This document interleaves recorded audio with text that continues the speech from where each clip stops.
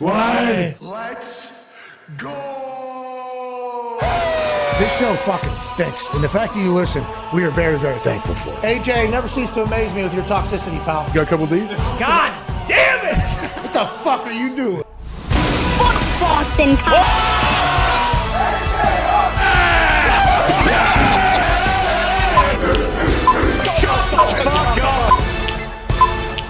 Hello, beautiful people.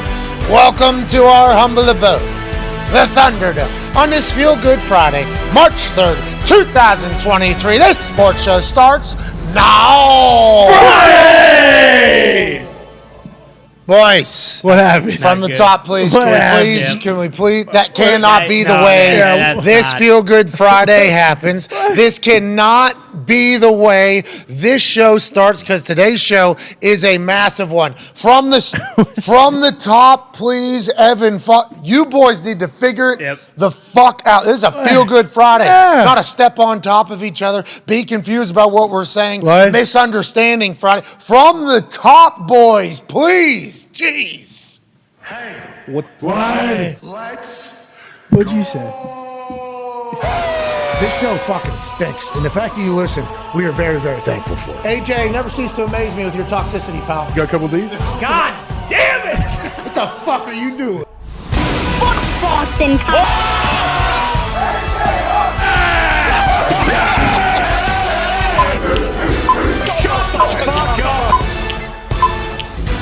Hello, beautiful people. Welcome to our humble abode, the Thunderdome. On this Feel Good Friday, March 3rd, 2023, this show starts right now. Friday!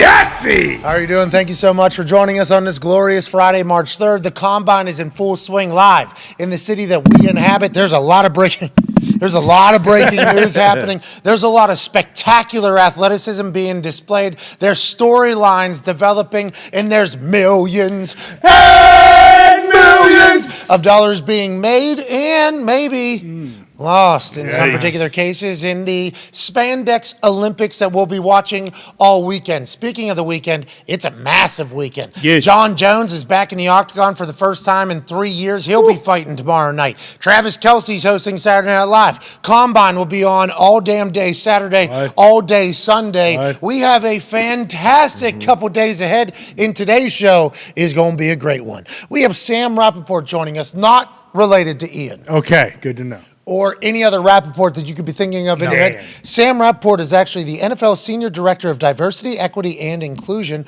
was the Senior Director of Football Development, quarterback in the Canadian women's flag football team. Yeah, Montreal Blitz. Absolute stallion in the flag football. Roger Goodell and Roger Goodell's wife, Jane Skinner Goodell. And you wonder to yourself anytime you hear that type of name laid out the way it is, ooh, must have come from a family of power.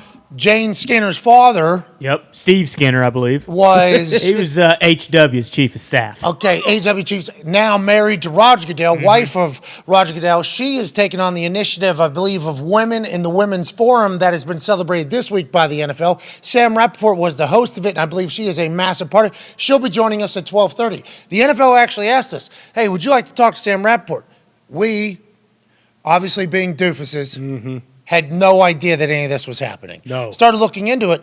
Pretty impressive shit that the NFL is doing behind the scenes. Excited to chat with Sam Rappaport. I can't wait to hear her thoughts on us. Yeah, You know, like interested. first couple questions, her reaction. She has never talked to anybody as dumb as us, coming from the places that we've come from. But I think the NFL is very proud of everything they've been able to initiate over the last few years. 3 of the last 4 Super Bowls have had a woman coach coaching on the field for the Super Bowl. That's a big deal not only for the NFL, but the NFL's fan base, because in my eyes, as sports gambling continues to grow, I believe you're also going to see a massive growth in, fans, Yes.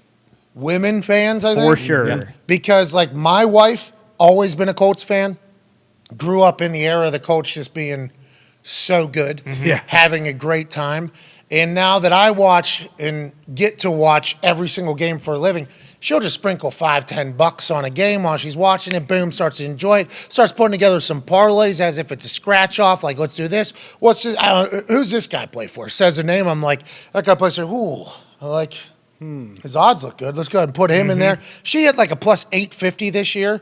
I think a plus 1,200 early in the season as well. So she loves it all because sports gambling's coming in. But the NFL understands that, like, hey, we have a sport that women will fall in love with. It's a beautiful sport. We just need to put a little bit more of an emphasis on it. And they have definitely done that. And Sam Rapport's at the top of it. Cannot wait to chat with her. I have so many questions. Oh, yeah.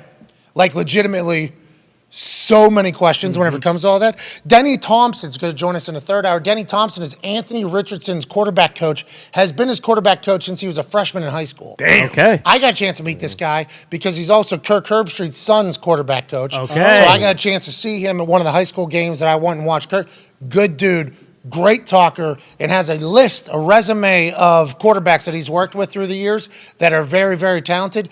The way they're speaking about this Anthony Richardson guy from this combine, and I know people are going to say, like, combine hype is all fugazi and everything like that.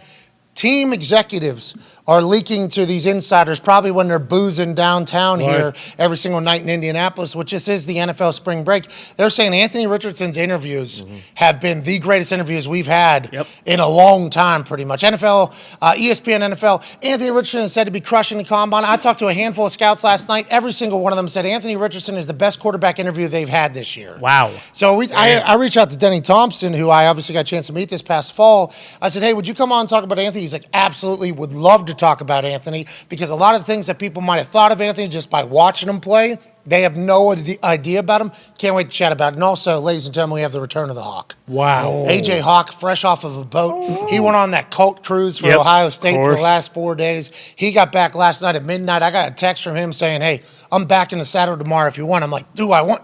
Yes. What do you mean? Yes, we would like AJ Hawk on the program. Well, I took it middle of Wednesday. No, that was a work trip. That was work. Yeah, trip. much different. That Once was in a a work lifetime. trip. Yeah. You don't do that every year. Did you talk work? Did you shake hands? Actually,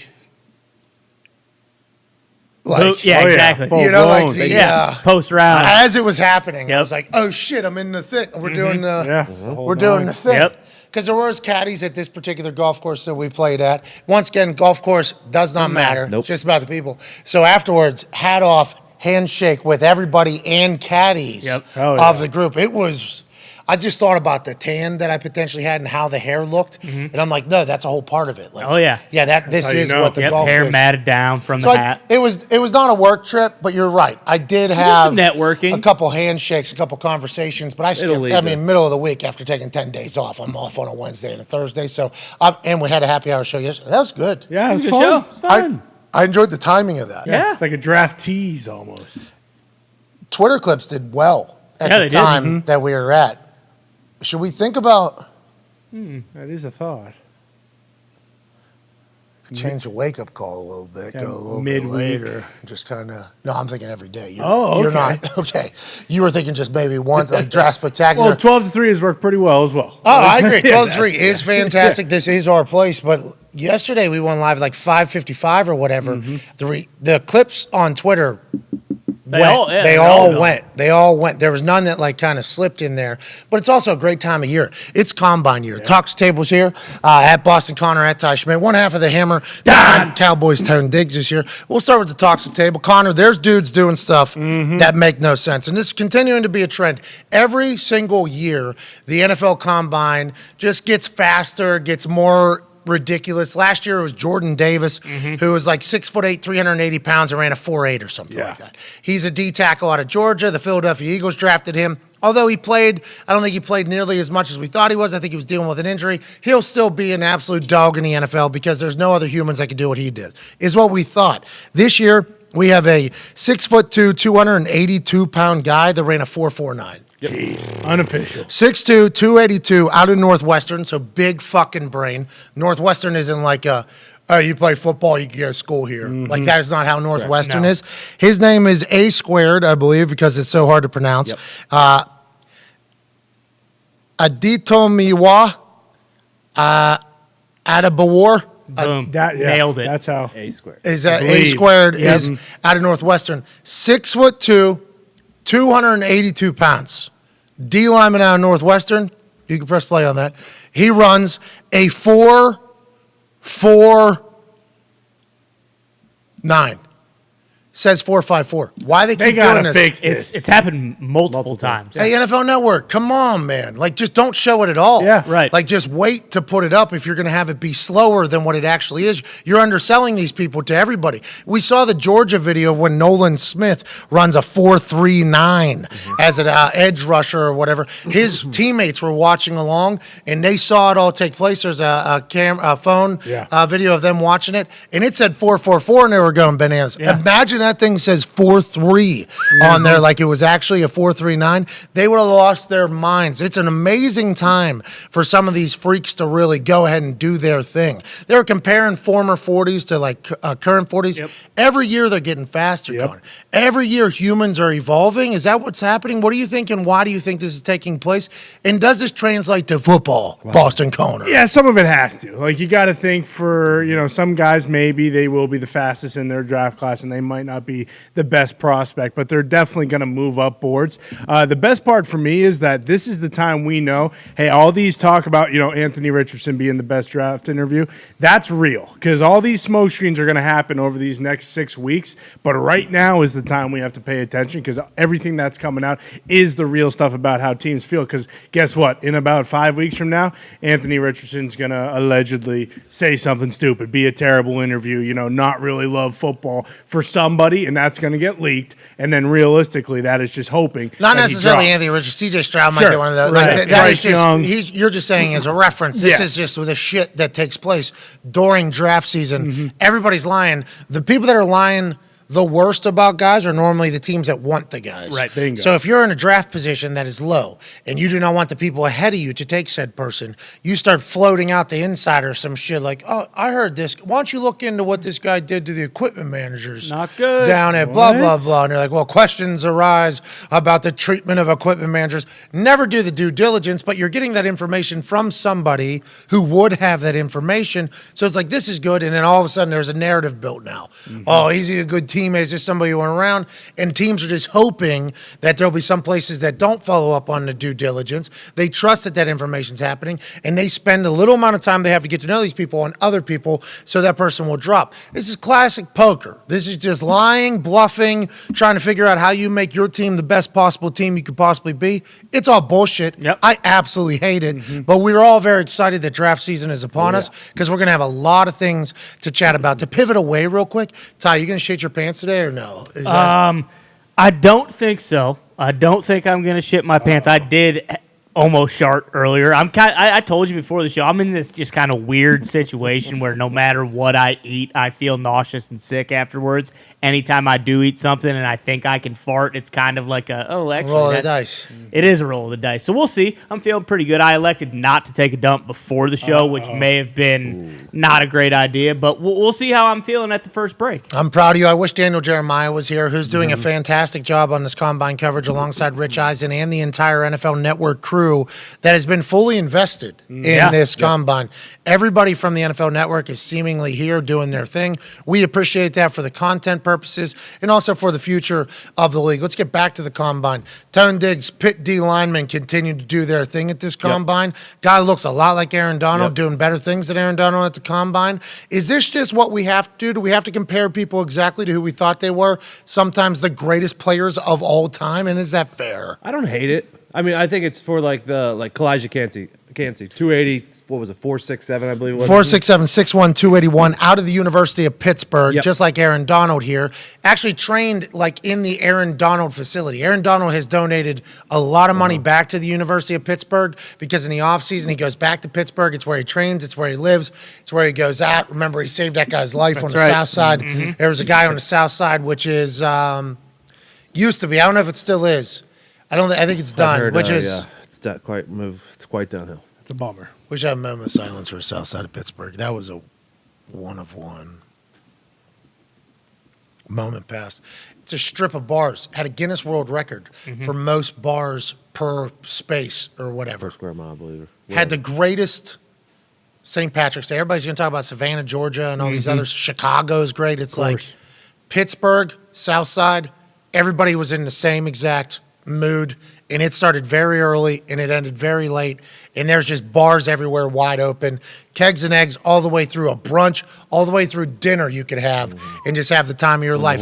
South side of Pittsburgh is one of the greatest places of all time, but ever since we were even kids, everybody knew about 2, 3 a.m. on the south side of Pittsburgh, you need to go ahead and keep your head on a swivel out there. There's a lot of drunk white trash yinzers out here, and all of them are wearing affliction, and there's some people that watched a UFC fight earlier tonight, and they don't want to practice a new punch elbow move, and you just so happen to look as if you're the person. Always been the case. Aaron Donald, literally 2 years ago, I think, was out at the south side with his boys. Somebody came in, started a fight. He saved this fucking guy's life. Then this guy tried to sue Aaron Donald. People tried to kill Aaron Donald. In this particular program, nationally had to be like, let us tell you about Southside, what it is, what you're signing up for when you go down there, and I guess what it has become, which is a place, after that, it seemingly has just completely disappeared, which is a shame. Why we got to lose all our great things? It feels like as soon as Nick and I moved out of Pittsburgh, it happened. So I don't know if we were keeping it together or not. Nick lived in the South Side for 4 different generations of Plum Mustangs. That's okay, so that's our high school. Hard work. So some people would graduate from high school, go to college. That's right. Some people would graduate from high school, go to a Pittsburgh school, live in the South Side. Okay. Some people would graduate high school, go have a job, live in the South Side. Nick went through 4 different generations of those people while still living in the South Side. Hell yeah. He keeps getting older. They stay the same age. It was a wild thing. He was almost the mayor at one point down there. Anytime I go back, stay at his place, I knew what we were doing. It was kind of scripted, but we all knew keep our head on a swivel. Aaron Donald was a hero that's right. in a place that is a horror film, and that needs to be remembered. But he hung out back there. He trained with all these guys. And when you watch this dude's tape, you see a lot of Aaron Donald wiggle. You see a lot of Aaron Donald hands. And if you're going to run a fucking 4.67 at 6'1", 281, and teams are going to link you to Aaron Donald, you're probably going to get a really, really good look. So I'm incredibly proud of this guy and everybody else that's crushing this. Yeah, he's projected, or he was before the combine projected late first, early second, so that'll probably slide him up into the first guaranteed. But I don't mind like the comparison just because it gives like the average fan kind of like an idea. Even though it's hard to compare him to Aaron Donald, but like, is this guy from Penn Hills? No. Oh, okay.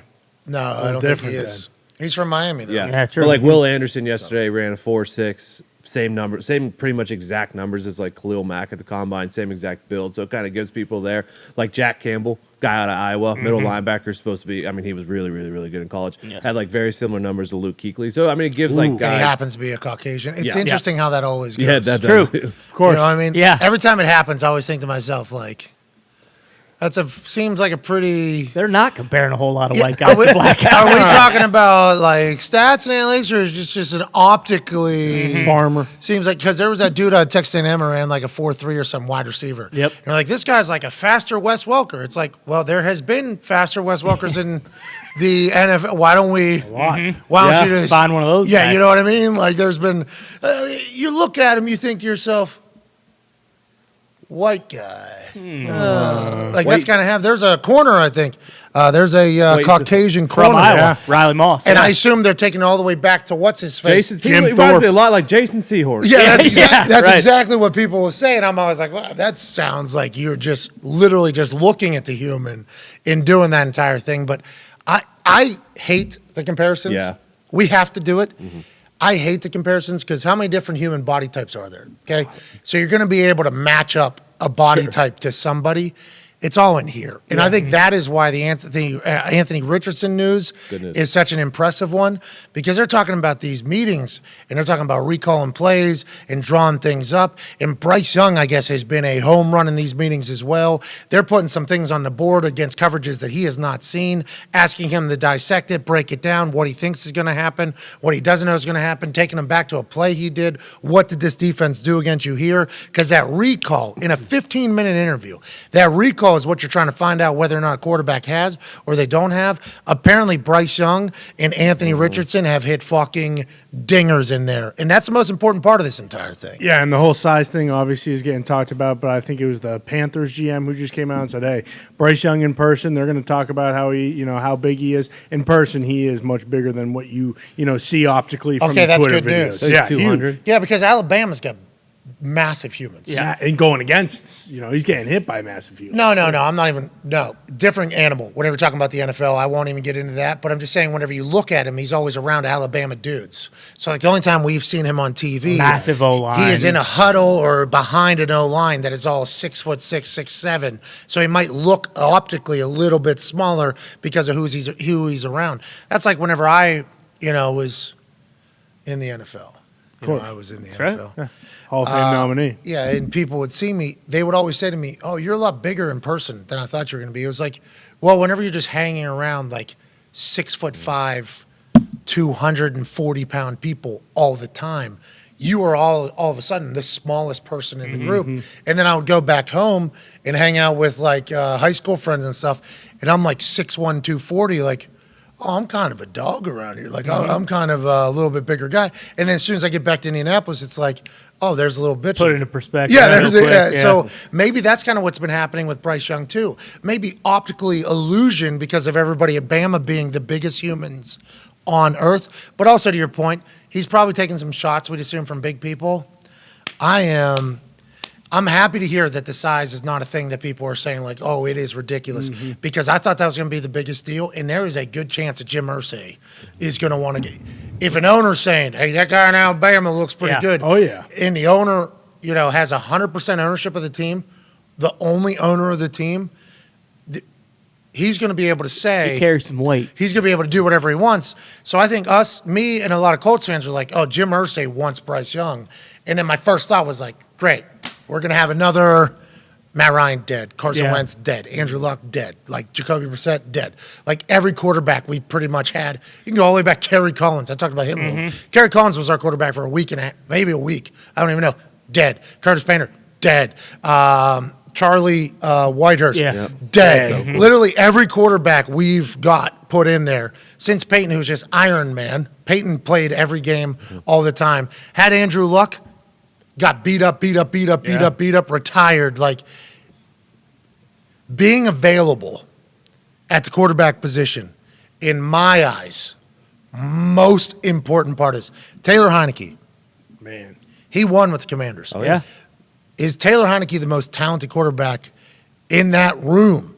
Probably not, no. Was Taylor Heineke able to do things that other people in that room weren't able to do? No. But was Taylor Heineke always there for his teammates? Yes. Was Taylor Heineke always there for practice? Yes. Meetings? Yes. Games? Yes. Always present, always reliable, always consistent. It's like that is a very important piece to who's going to be your franchise quarterback. So whenever Jim Irsay is just talking shit at a press conference, he's like, that guy in Alabama looks good. My first thought is like, oh, no, here we go again. This guy's going to get hurt.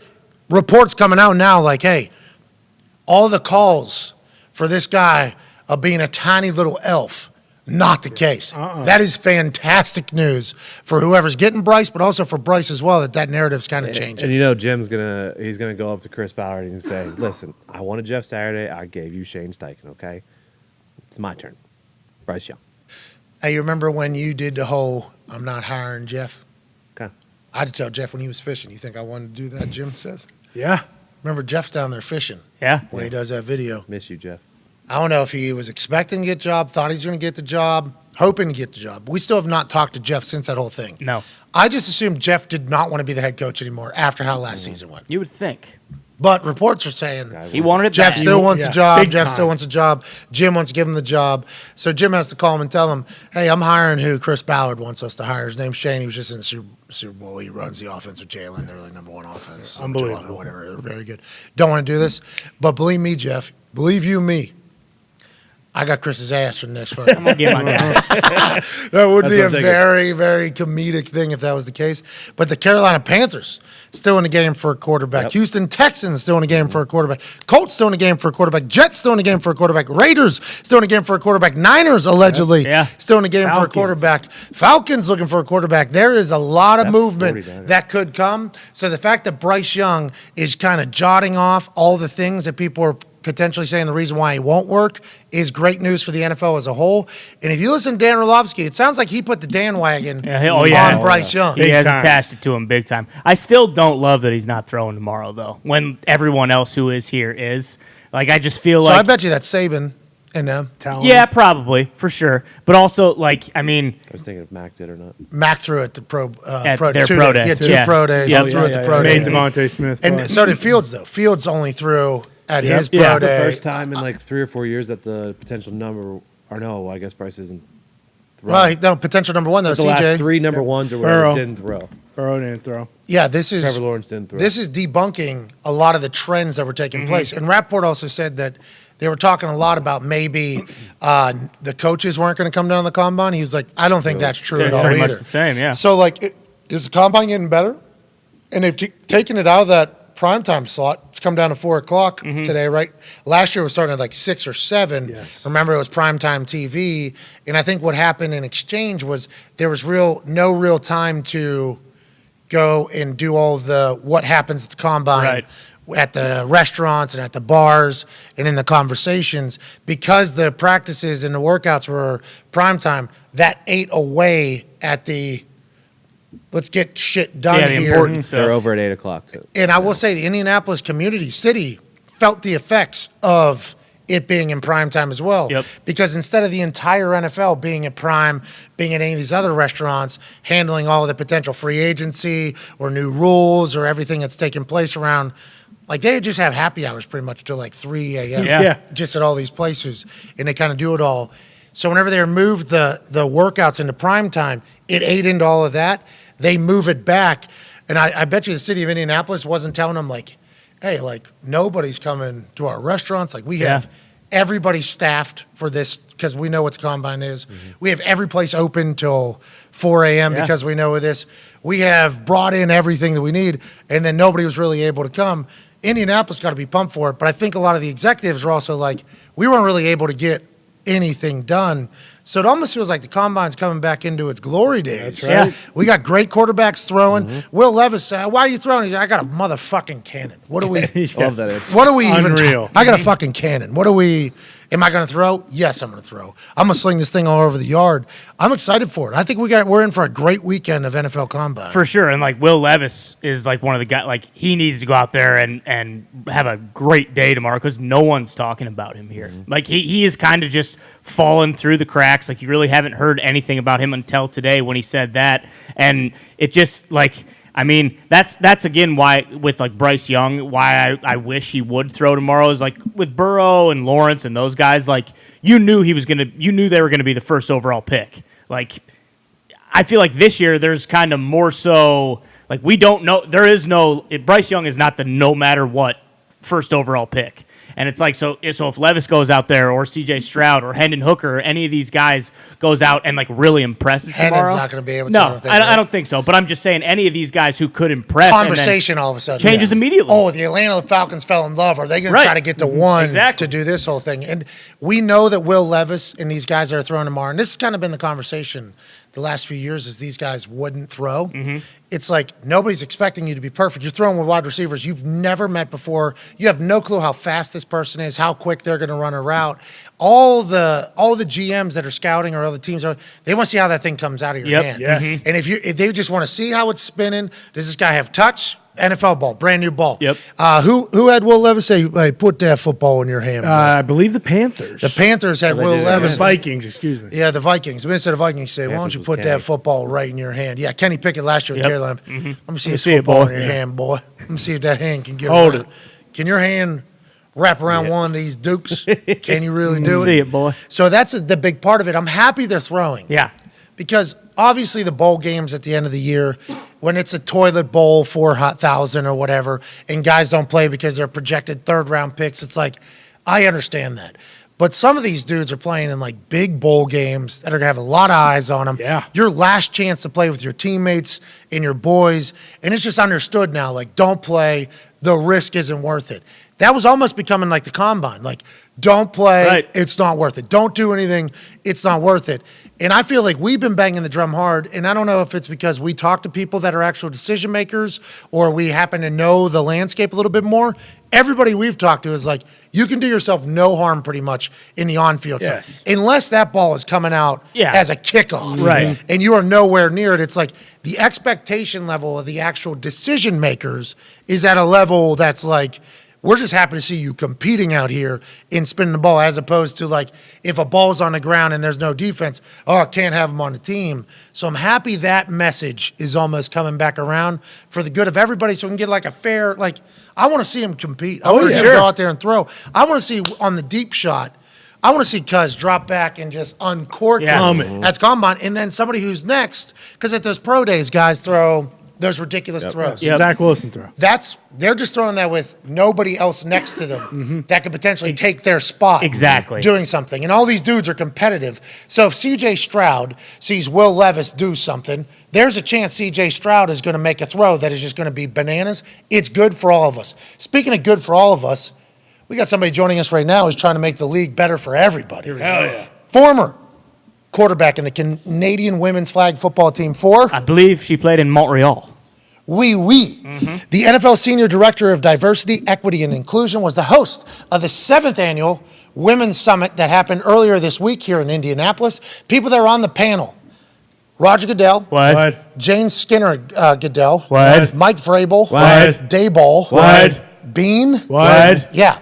Powerful initiative in the NFL. This lady, right in the middle of all of it and driving it, ladies and gentlemen, Sam Rappaport. Yeah! Thanks for having me, Pat. Hey, I got sent the unlisted YouTube video of the summit from the other day. Thought you did a fucking great job hosting that thing, Sam. Not easy to do. Not easy to do out there. I thought you did a great job.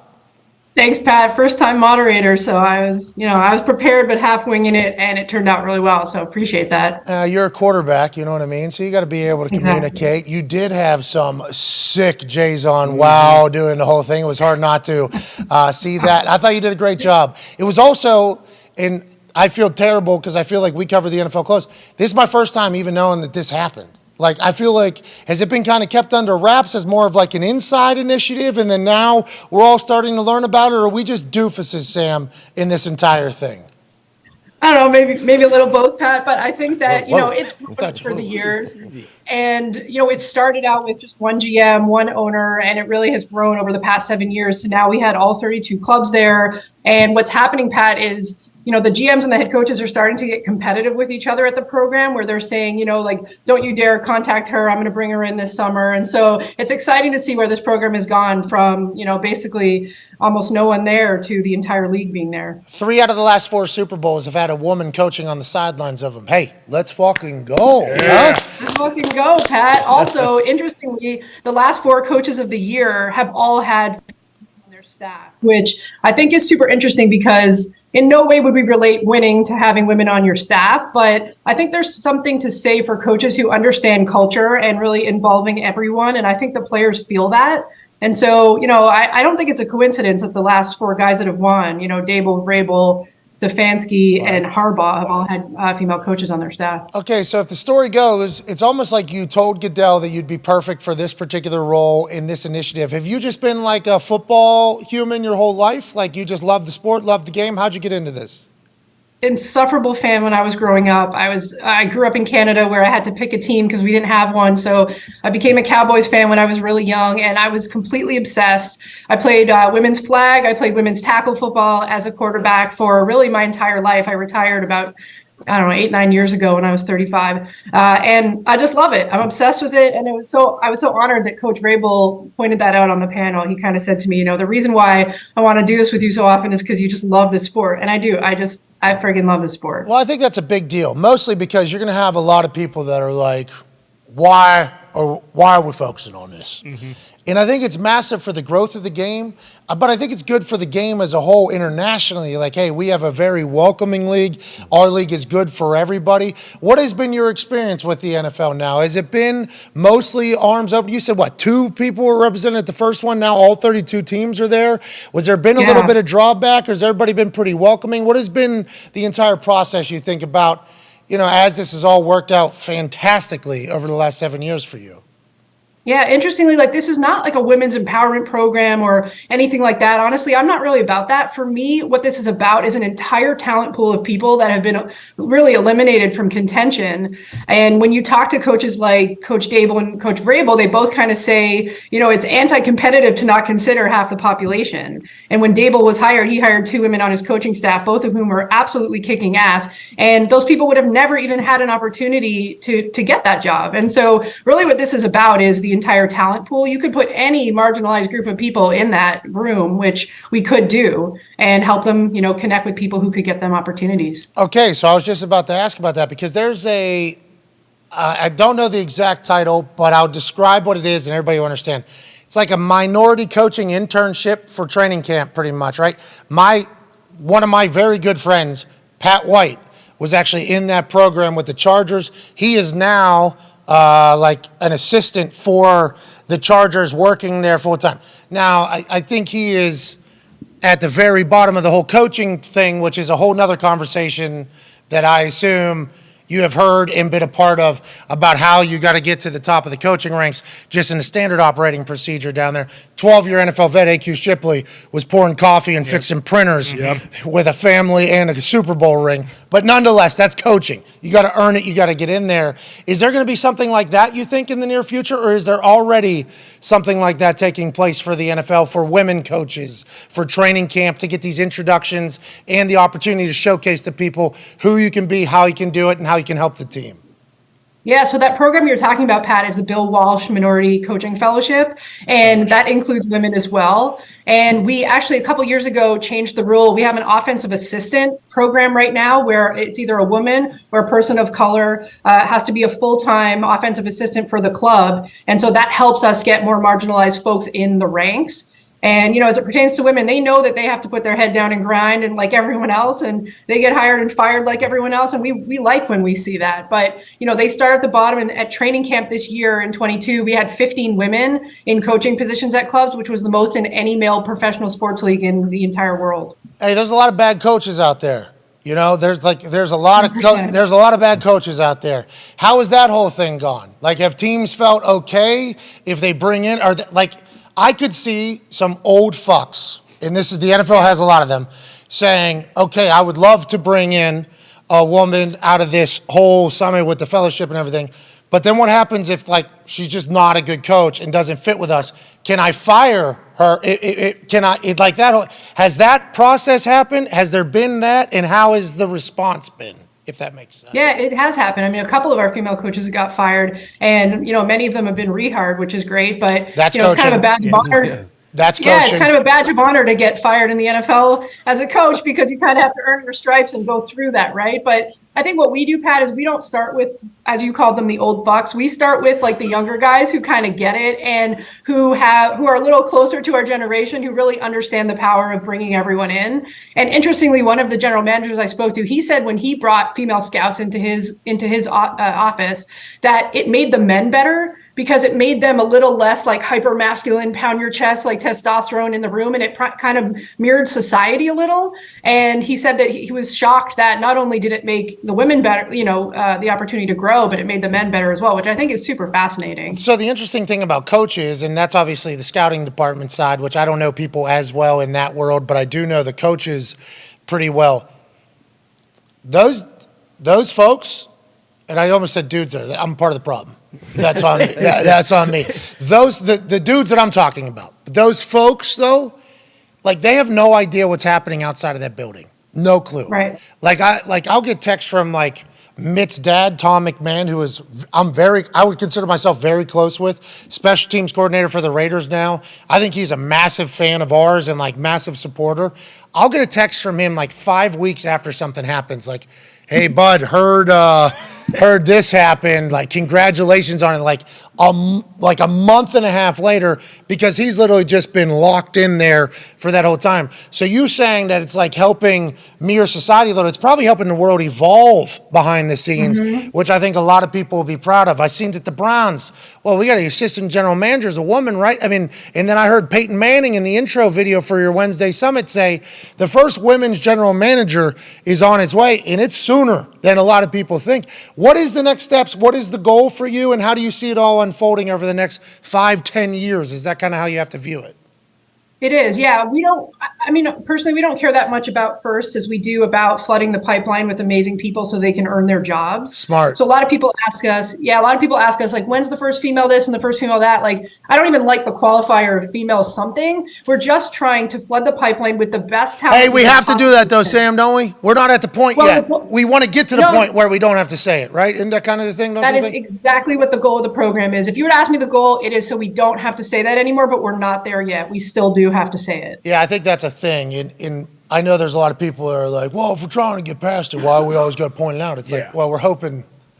Like, that's not just in this world. I'm talking about in world as a whole whenever we're talking about things. Have you enjoyed this process? This seems like a great job for you. You seem like a badass of a human. I mean, we don't know you. Just saw you. Saw you host a panel with billionaires. Yeah. Not an easy crowd. You crushed it. Are you loving this? Is this the perfect job for you? Do you feel like you found your calling here? Oh, it's so dope. I love it. I mean, I think this is what I was put on the planet to do, not just for women, just to make football better in any way that I possibly can. And I love that. I mean, there's nothing else I could be doing probably than working in football. And so the fact that I get to do this and the fact that, Commissioner and others trusted me with it was huge. And I'm loving every minute of it. How's your relationship with the Goodells? Both Jane Skinner Goodell, who her dad, guy. So when I heard the three names, I was like, is she an assassin? Did she assassinate somebody? Or so then we Googled, it was like, oh, fuck. Good name. Great name. Proud to be. And then how's the relationship with them? I assume you guys got to be rather close while you're trying to blaze new trails for a league that he's in charge of that is worth so many billions of dollars and has so much influence over the world. How is your relationship with the Goodells? Yeah, I'm fortunate that I became friends with Roger before he became commissioner. So I feel like I got in there. I've been at the league for almost 21 years. So I feel like I was able to do that. Interesting story, their daughters are now in college, but I taught them how to tackle when they were like 5 years old.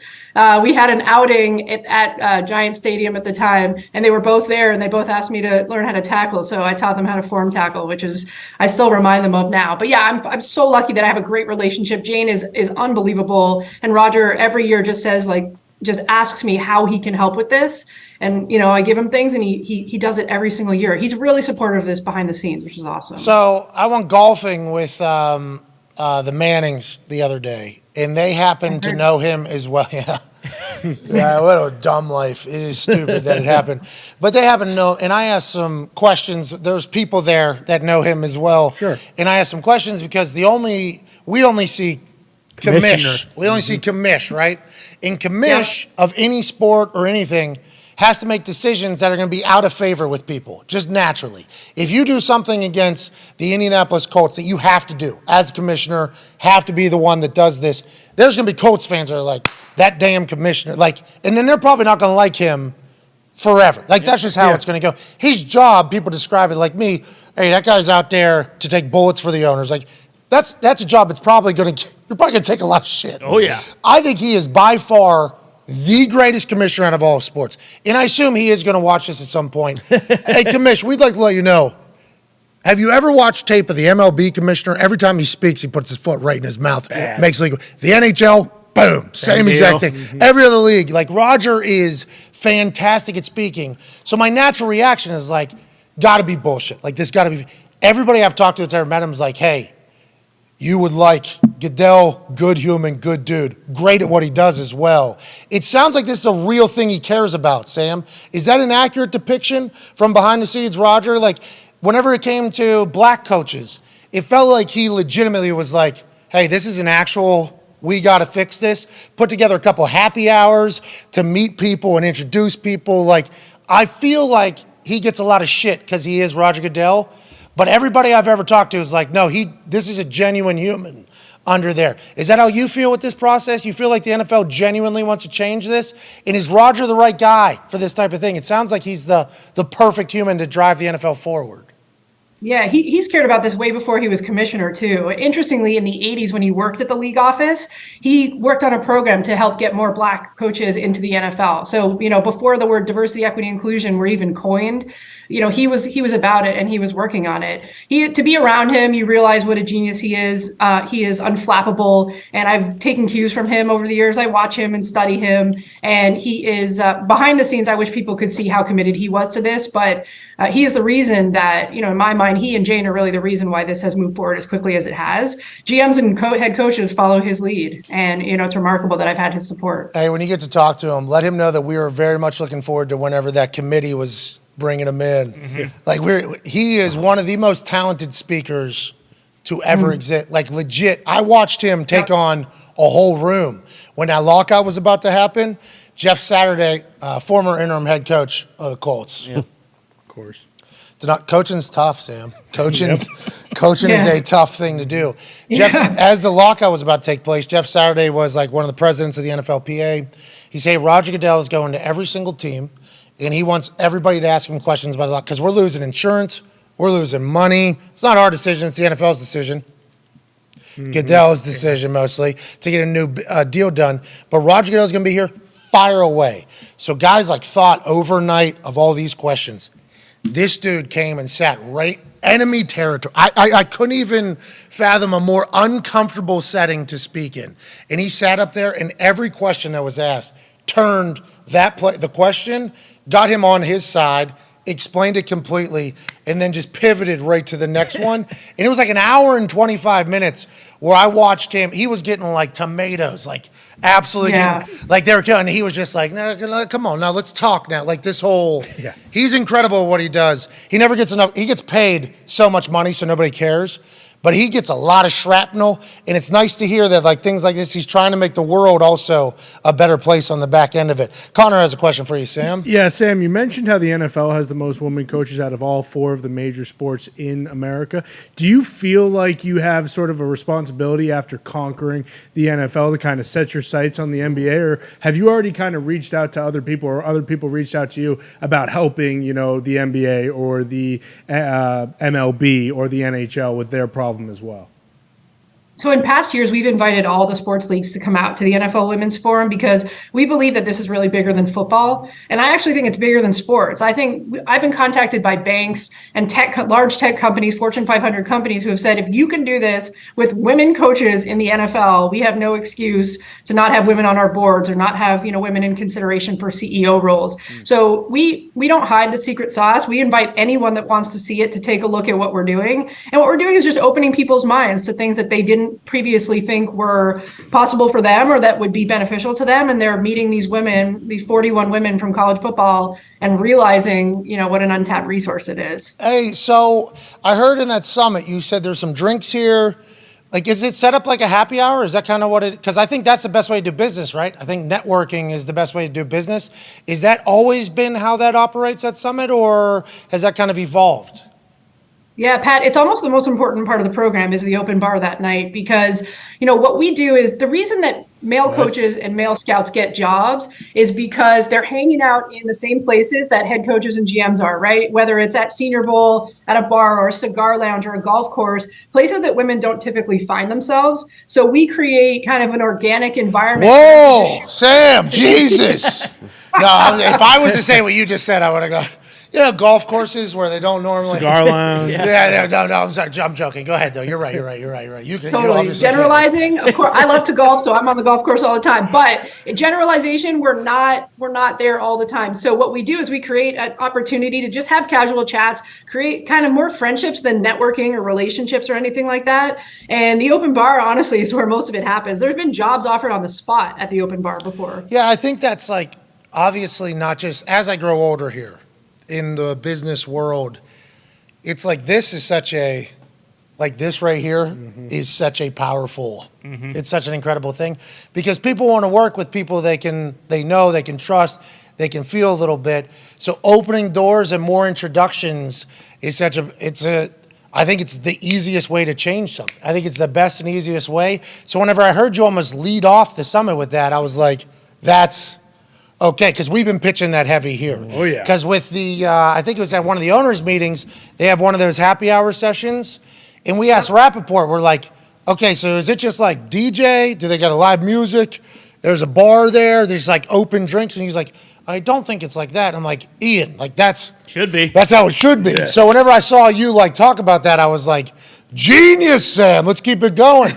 Ty has a question for you. Yeah, Sam, of the 15, like how far away, and does it even matter in terms of having all 32 teams represented with either some, women coaches? Like, is that something that is a focal point, or like you said, does it not matter because it's all just, hey, we got to flood the pipeline with as many people we have? And are there certain teams where it's like, hey, we know that, this might be a tough team to, for whatever reason, whether it's the owner or whoever, to hire a female coach? And are there enough good candidates in there where you feel like there could be one on every single team?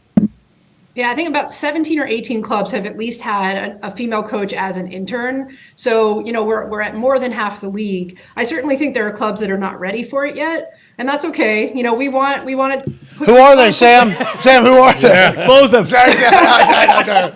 Terrible I'll business save that idea. for off the air. Yeah. Terrible business idea. I'll tell you that when we cut. Yeah. But they're not ready yet, and so we want to eventually get to 32. But the biggest challenge we have is what you just mentioned is the number of women who are coaching. But what we heard from all of the female coaches who are in the program this year is the only reason they started coaching was because they saw Jennifer King of the Commanders and Callie Brownson of the Browns and Maral Jabbar-Difar of the Buccaneers, and so they never even considered it was a possibility for them before they saw these women. So now what we're hoping is that the representation of all these women, especially women of color, young girls are growing up thinking, well, damn, I can do this now, where 10 years ago they didn't think that. Yeah, and I think that's why representation matters, I think. Shouldn't take precedent over talent.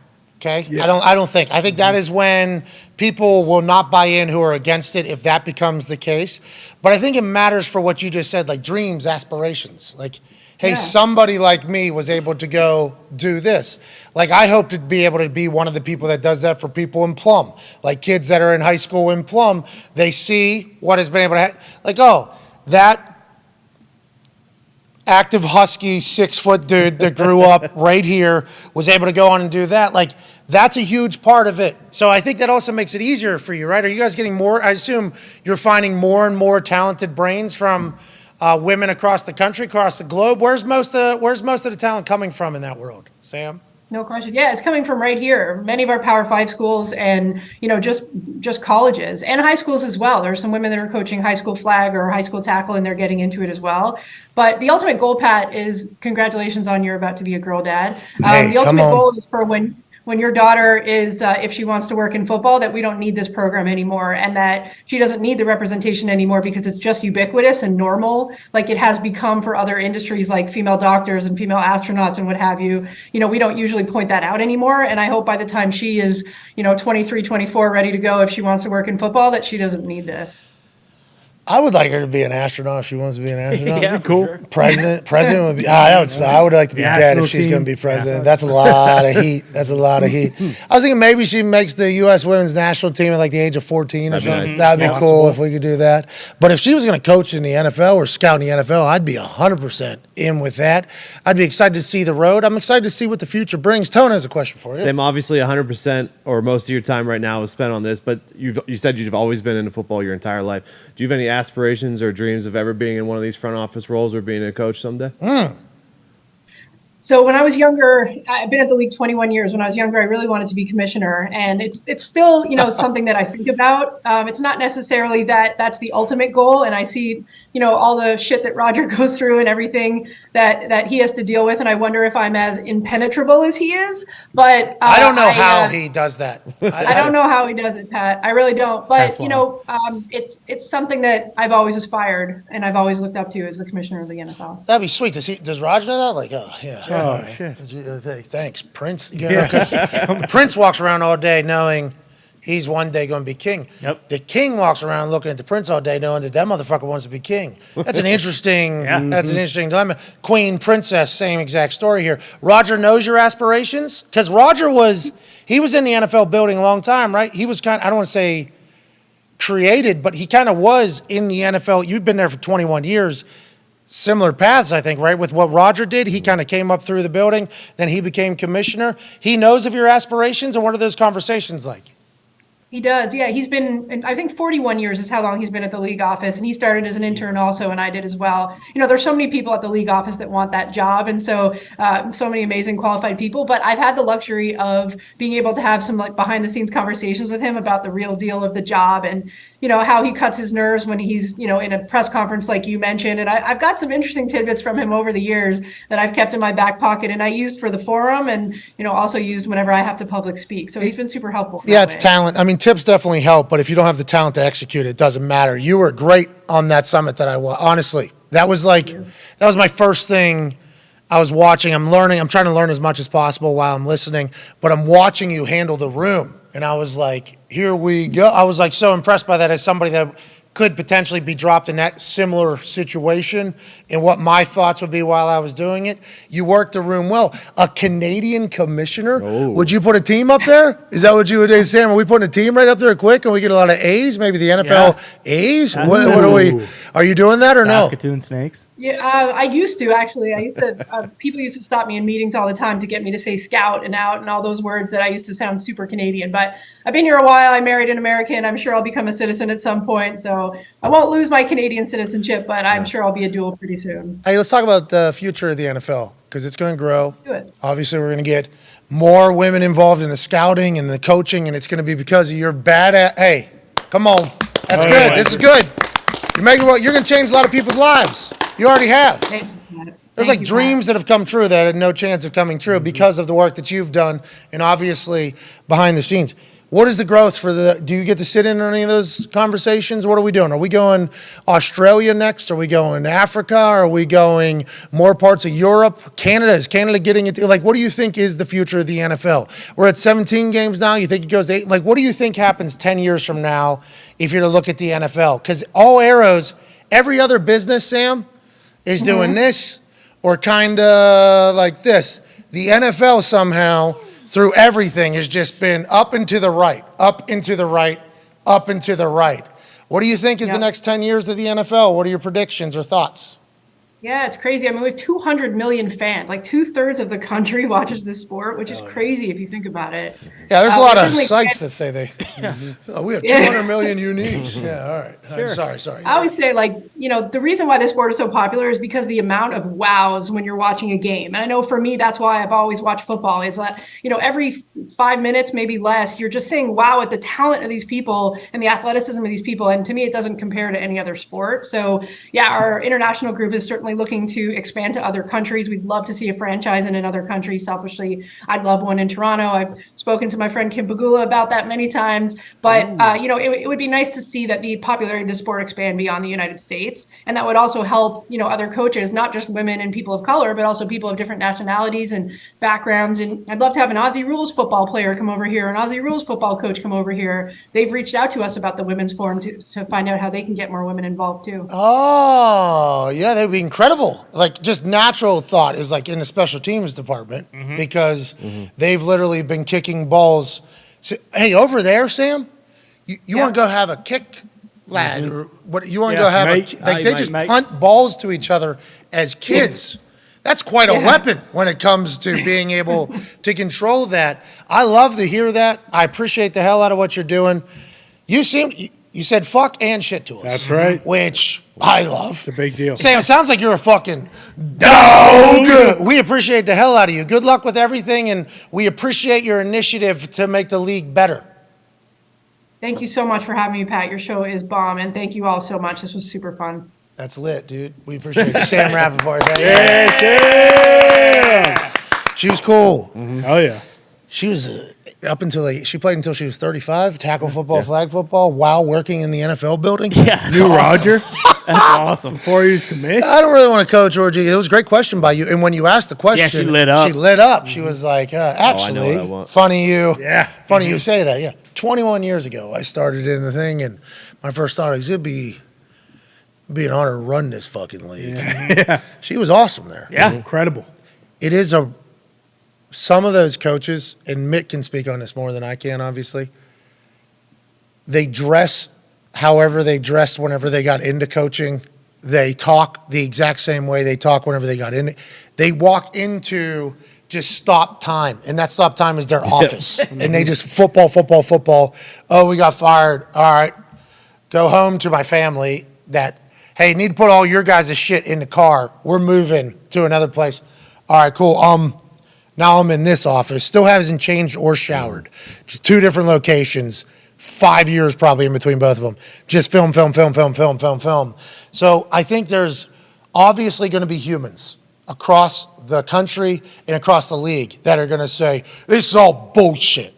But the success that is 3 out of the last 4 Super Bowls have had women on the sideline. And you've heard players come out and be like, it has been a great asset, not only from her side of things or view of things, but just like hard fucking workers. Like, hey, what the stories we're hearing are like, hey, fucking dogs coming in. Don't have a choice. Yeah, like just like want to earn, like I want to outwork this. I want to outwork this person. It's like, that's cool shit. I appreciate it. I respect it. And I know talking to my wife, like my wife who has become a massive NFL fan, I think a lot of people, I mean, it's just like we stopped her from saying, whoa, no, go. Yeah, geez, Oh, cigar Sam, lounge. geez, What are you whoa. talking about? Sam, what are we? Whoa. Whoa. That was a hilarious moment for me personally. That was just us being complete assholes. There's a lot of ladies that watch this show because their boyfriends or husbands watch this show. And I believe that's probably created more NFL fans as a whole. And with sports gambling happening in there, like it just makes sense that like, hey, here we go. There's going to be some genii that are about to come through that have like grown up. And she's right. Like my daughter that is like 2 months out or whatever, she's going to know football pretty good, I think. Definitely. Literally every one of her uncles that she is going to meet is some person from the NFL, you know? It's either yins or fucks, a couple West Virginia, or pretty accomplished football humans that are going to be chit-chatting. What if my daughter is a fucking general manager? Head coach of the Colts. Add it to the list. I just see her fucking fire him. Yeah. Can't win with him. Can't win with him. Sean on the sidelines.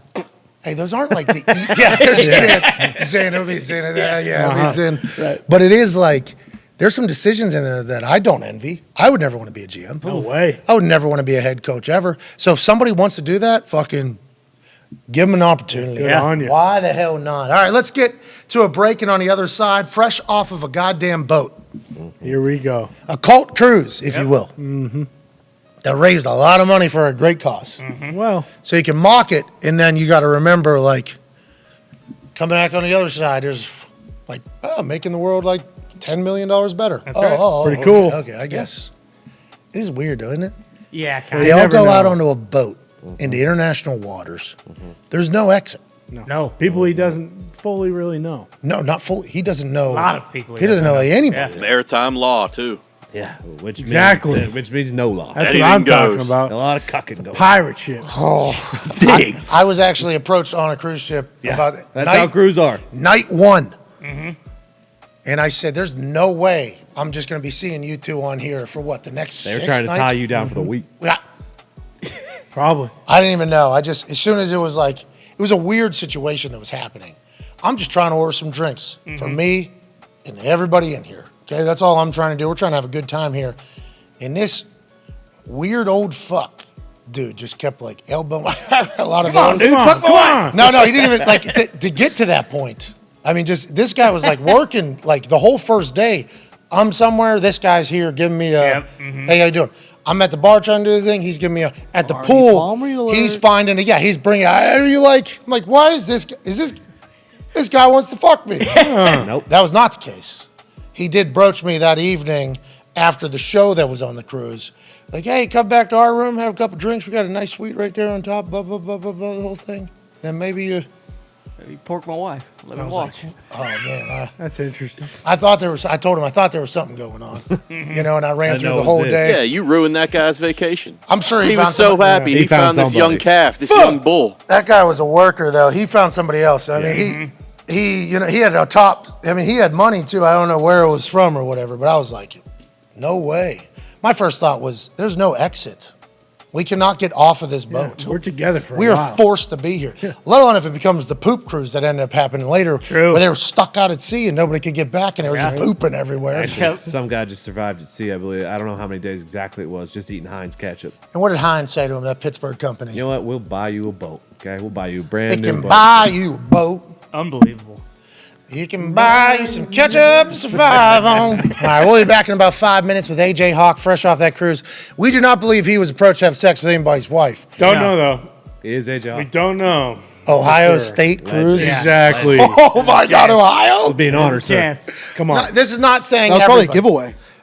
Could have been. Live auction. Part of it. Second night.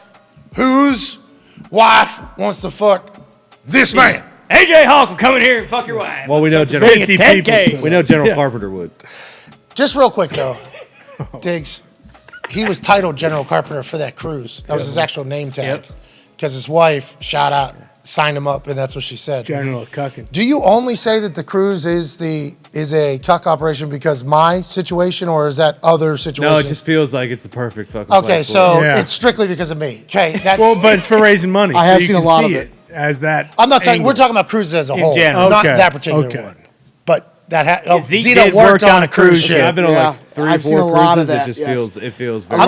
lot of missing key cards. They always go like, "Oh, I lost my key card," but they're just handing them out at the bar. Come on in, room 405. Come fuck my wife. Orgy. I'm not a big cruise guy. No. I went on. That was the one I went on, and I was like, all right, this seems like not my thing. Yeah. Tony. Tony loves them. It's a cruise. Tony, how many wives have you fucked on these cruises? Huh? I've never been approached, and what's that say about me? Valid question. That's fucked up. For me, Honorable man. I did. The people I was with did give me like a first day. Huh? What you had to be on the boat 10. If you go back to when that guy first started, you were on a boat for 10 minutes. This guy immediately saw you. Was like, that's the guy That's the one. that I want. No, I haven't. And been I was like, since we was drank to it. I guess we were like, hell yeah, I mean, good for me. I haven't you been know. since I was like 18, so that could have been it too. Young pup. Dude, you're on like you're on the boat schedule. I got left. I had to catch up the next day. Airdrop. I got fined for that, right? Yeah, I got fined yeah. They for do it. not like that. They yell your name nonstop. Yeah, on I the heard that fucking as well. speaker. Yeah, yeah, I heard everybody knew that I Pat missed McAfee, get on the boat. I had to take a boat. I mean, it was like 4:30 or something. Get out of here. I'm like, Yeah, it's no what are you doing? way, dude. I Middle of the day. was at some local. It was a bartender first, dude, and he was like, "Oh, we got an after party you want to come to? Like nobody really does this." I was like, "I definitely would like to come." Hell yeah. Hop on a van, go like deep in. Not supposed to do that. Couple thoughts like, all right, this Hold is on. why Why nobody don't- does it. yeah. And then end up at a house that's like on a cliff, and it was like It's awesome. great time. Had a time of my life. It was me and like one other guy that used to play in the league that I went with his group of friends to it. And we missed the boat completely. And they were like, "Oh, we got you. You got to go down." They got me the whole thing. It was a great time. But it was just like when I got back, I got scolded like I was a child. Yep. And I'm like, "Bro, I fucking paid to be here, okay? And you guys you're fining me for this? Yeah, okay. Get out of my face. Fuck off. What are we doing here? Like I was just having a good time. So I'm not a cruise guy. It's not for me. No. There's people that love it though. Big time. Because it has everything you need, right? Shows, food, drinks, Right. all included. You're going to see like 6 different places probably. On the water. It was tough for me just to kind of. We'll be back with a guy who loves them. Yeah. That's right. He's been going on one every single year. year for like 11 years. This one was a different one, though, remember? Oh. And they still raised a shit ton of money. A college football national champion and a Super Bowl champion joins us in 5 minutes. Be a friend, tell a friend. Take. Hey!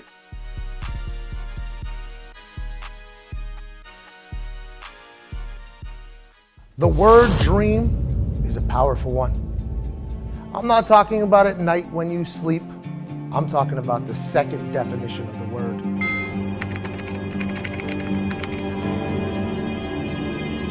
A dream is normally how people choose to describe something that others don't think is possible. I've had big dreams my whole life. From making it to the NFL to help my family out financially to selling out theaters for stand-up to having a talk show that the world watches. I've accomplished a lot of bucket list things in my 34 years on this glorious planet. except for the thing that I've been dreaming about the longest.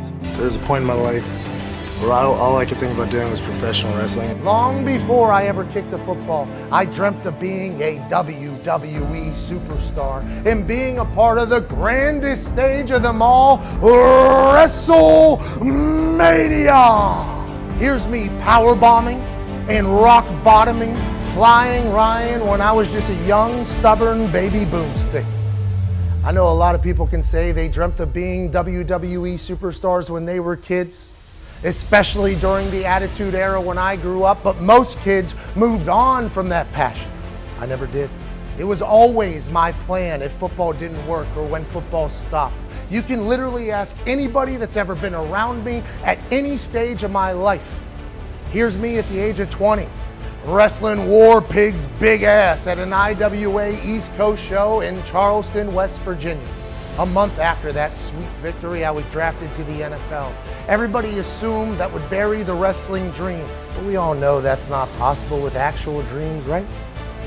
I watched every show, every week, and would go to every WWE show that came to Indianapolis while I was an Indianapolis Colt. I'd go to indie shows and be wildly jealous of the ladies and dudes that were able to wrestle and put on shows with zero risk of breaking anything and jeopardizing an entire career that's taking care of a whole family.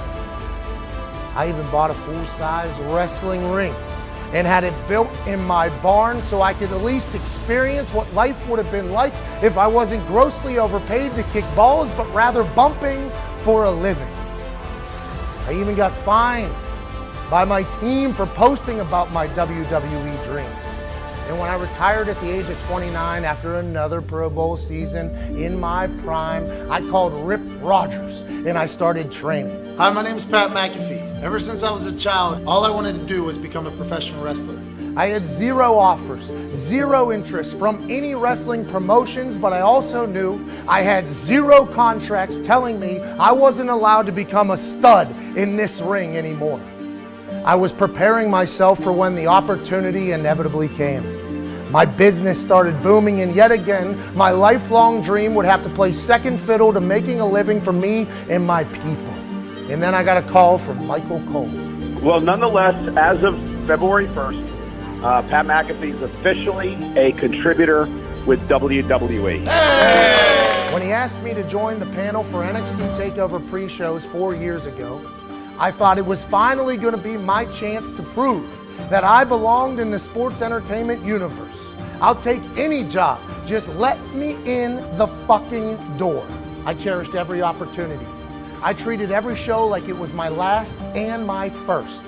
I wanted to impress everybody so that one day, maybe, just maybe, I'd get the chance to step into the sacred squared circle. Everybody that says like I'm an outsider, like that, it's like, yo, I've been sitting on these kickoff shows for years, like asking, like, is there any way I could potentially, I think I'm supposed to be in there. Like, I don't think I'm supposed to be here. Then that scumbag, Adam Cole, did what he did, and that led to my first WWE match. It felt like I was right back in my barn. I had fantasized of that opportunity millions of times in my life. But Pat grew up dreaming of being a WWE superstar. I guess I lost, but one-on-one, 17 minutes, no crowd, no gimmicks, just wrestling. Then I'd be offered the prestigious honor and opportunity to be a part of a main event at an NXT TakeOver. War Games! War Games! I took immense pride in having respect for the business in the process while also wanting to steal the damn show. The show has arrived! For no other reason than I had to find out whether or not my intuition was right or wrong all along. I loved every single moment of the build-up and every single moment of the match. Even flat backing from the top of the steel cage.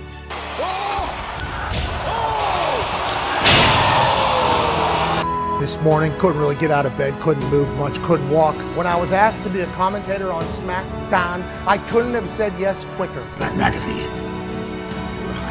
And for 44 of the last 48 weeks, I've paid for my own plane to get me to SmackDown while running my business, running my show, and to be completely transparent, I've lost money in doing so, but there's something about keeping a promise to yourself. There's something about chasing a dream. I'd like to offer you an opportunity to actually wrestle at WrestleMania. At WrestleMania 38, the most stupendous WrestleMania of all time, I get to live out a dream. It'd be a dream, boss. But don't get this shit twisted. I've been preparing for this my entire life. I've wrestled at WrestleMania in my mind millions of times, and this dream hopefully inspires others to have the same damn one.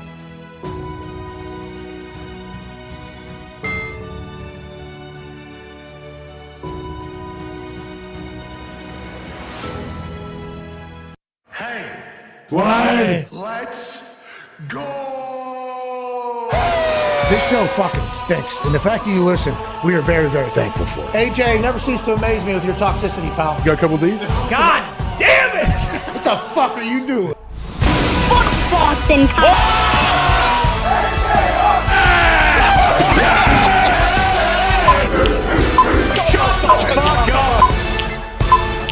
Hello, beautiful people. Welcome back to our humble abode, the Thunderdome. On this Feel Good Friday, March 3rd, 2023, Hour 2 with AJ Hawk starts right now. Friday! Hey, the boys got it right the first time around. If you weren't here at the beginning of the show, we had to restart the entire show because 2 people were on the same page when there's 3 people that need to be on the same page. Quiet defense is dead defense, and these boys weren't saying a word. We got it right for the second hour because we're only getting better. That's the Talks Table at Boston Connor at Ty Schmidt. One half of the Hammer, Dahn. Cowboys Tone Diggs did throw the Talks Table under the bus for being a bit selfish and only talking amongst themselves and not relaying the message to the withhold secondary. Bingo. Well, now we're better. Boys, we're in a good spot. Yeah, we don't but- need to start. I tried. You know what? We're on to the next one. You know? We're on a Saturday. We're on to hour 3 when it comes around, but now we know. He was going to say on to tomorrow. And then he said, well, we're on to the next hour, which is going to be the greatest hour because joining us now is a college football national champion, a Super Bowl champion, a Ryder Cup champion, a man who has actually become an NBA pundit in a video game shitstir. Yep. That's right. Father of 10, COVID survivor, AJ Hawk.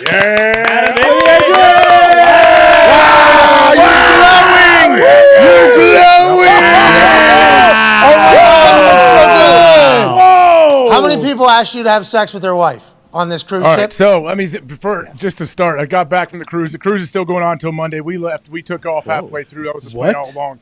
No old guy reached his hand down my pants and tried to grab my dong like it happened to you. Bud. So I don't know what cruises you're going on. There may be specific cruises just for that, but the Buckeye cruise is not one of those from what I have seen. Okay, well, I'm happy to hear that. The Not a cuck cruise. The cruise that I went on, I don't think was for that either. Nope. And it did not happen to me more than that day one. So I don't know if I looked my best when I came on that ship, and that's why I got offered and not any other day. But that was literally my first experience on a cruise. First night on it. Think of me. We know me a little You bit had to now. feel pretty, but you had to be freaked out, but also like, hey, look at me. All right, here we go. Yeah, I got pointed out when the guy started recruiting me. Like, because he had stopped at a couple different spots on the boat. Grooming. He was grooming you. He might have stolen you right off that boat. Well, I had all those thoughts run through my head whenever the question was asked. I'm like, this guy all day's been doing. I'm here for another 6 days. I can't do that, sir. Literally, I try to be as professional as possible, you know. But I'm happy to hear that didn't happen with you. A lot of money raised, right? This is an annual thing. How many years have you been doing this?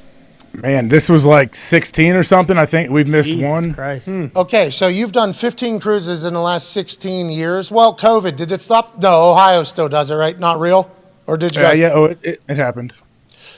Okay, awesome. Actually, 1 year, no, they had a cruise on land where The they hotel, did everything in a big Miami hotel. or- Oh, yeah, I do remember that. Okay, so 15 out of the last 16 years you've been part of this. 14 out of the last 16 years you've been on a boat. This was a new boat, right? This was a different style cruise. Did you enjoy this one more than the previous ones? And was more money raised to what cause is the money raised to? It all goes now through like the James Cancer Hospital at OSU's campus and Ryan Day's foundation, everything he's doing. He was on the boat. Jim Tressel's on the boat. Herbie is still there. Like they're going until Monday. They're not getting home till Monday night. Do you love it? Do you love the new cruise, right? This is the first time with a Yeah. new boat, right? New style?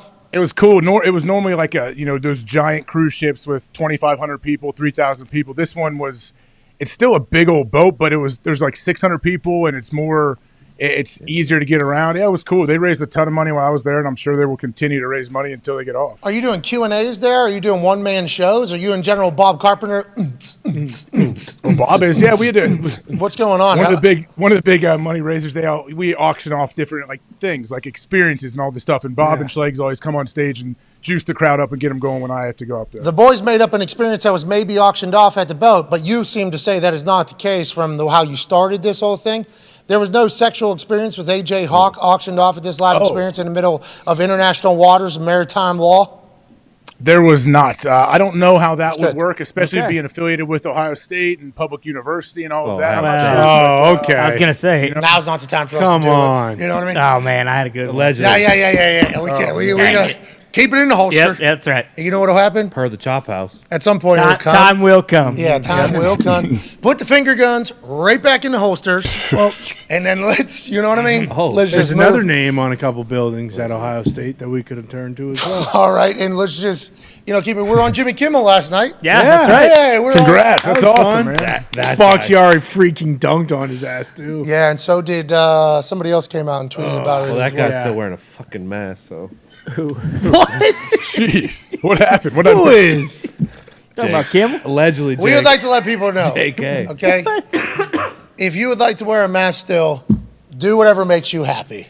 Do whatever makes you happy. But I think there is a large portion of society. Don't let Tony But see the New you. York Times said, don't do shit. Bingo.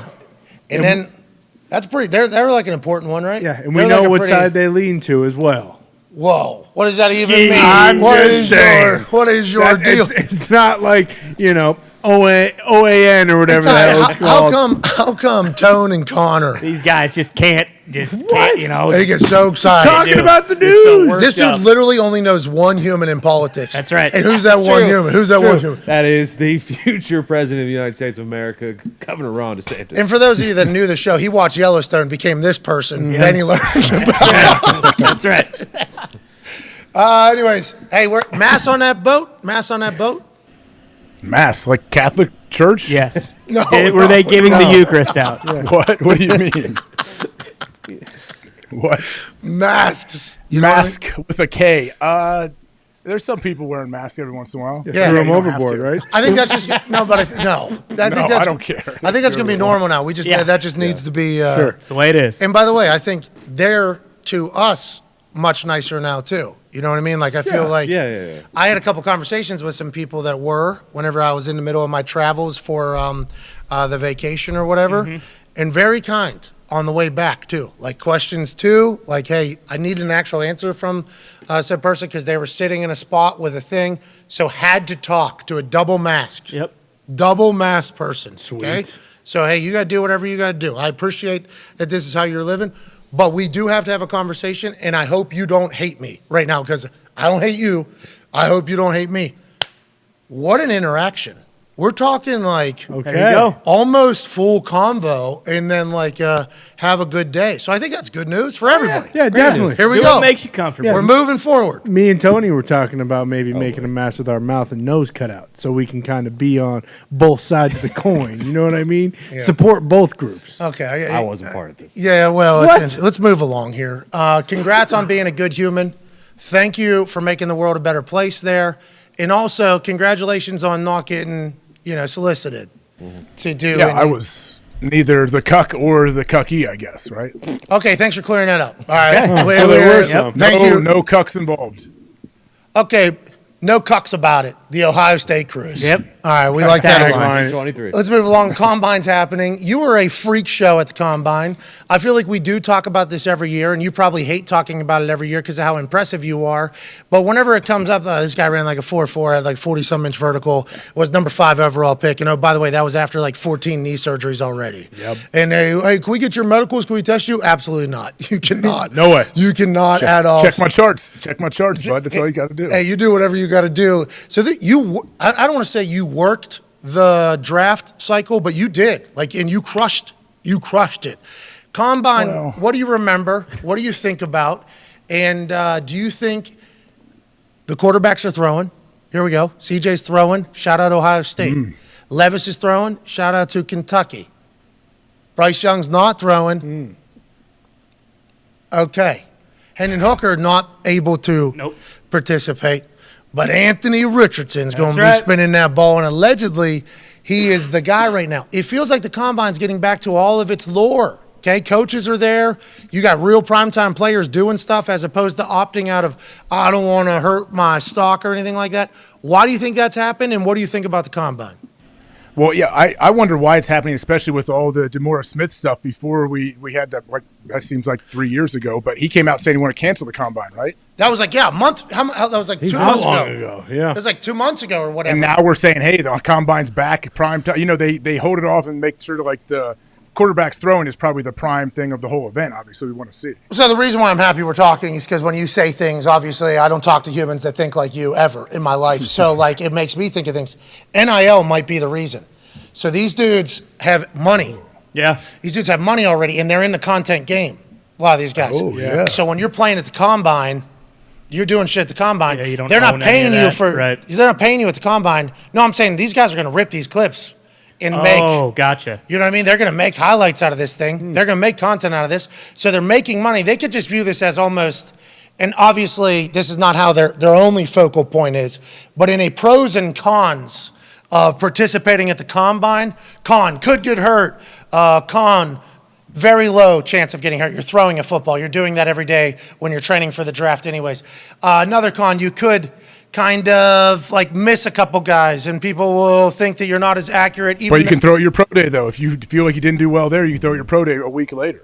And every single person that makes actual decisions doesn't expect you to be perfect with guys you've never thrown to because they have actual brains and they're not just like media and fan narratives, you know. GMs are like, oh, he's never thrown with a guy that has run a 4.2, this guy. He's never thrown with a guy who's run a 4.9. You know what I mean? Like there's a couple of those happening. But in the pros, it's like, can go out and spin it. Yep. Can show GMs that I can throw a Duke earlier than the pro day. So we don't have to go through maybe as much at the pro day. It'll be a good time. I think we'll have a good time doing it if you like throwing the football, which I think a lot of guys enjoy it. And also, massive content and moment opportunity here. Yep. Sweet. Nolan Smith, this guy out of Georgia. Oh, yeah. Nobody's talking about him. Nobody was talking about him coming in the draft. He's whatever, 6'2", 240, runs a 4.39 or something like that. Yep. Okay, all of a sudden, Nolan Smith, how you doing? Keep moving. Top 10 pick. Why couldn't that happen with Anthony Richard? Why couldn't that happen with C.J. Stroud makes a throw? Why couldn't that happen with these guys who were even at the top? You can have a moment, you can make like memories, and you can make yourself look better to people that are making decisions and fans, and you already have money with the NIL deals that are happening. I think this is going to continue to be like this, AJ. I think there's a chance. I think that's a big pro.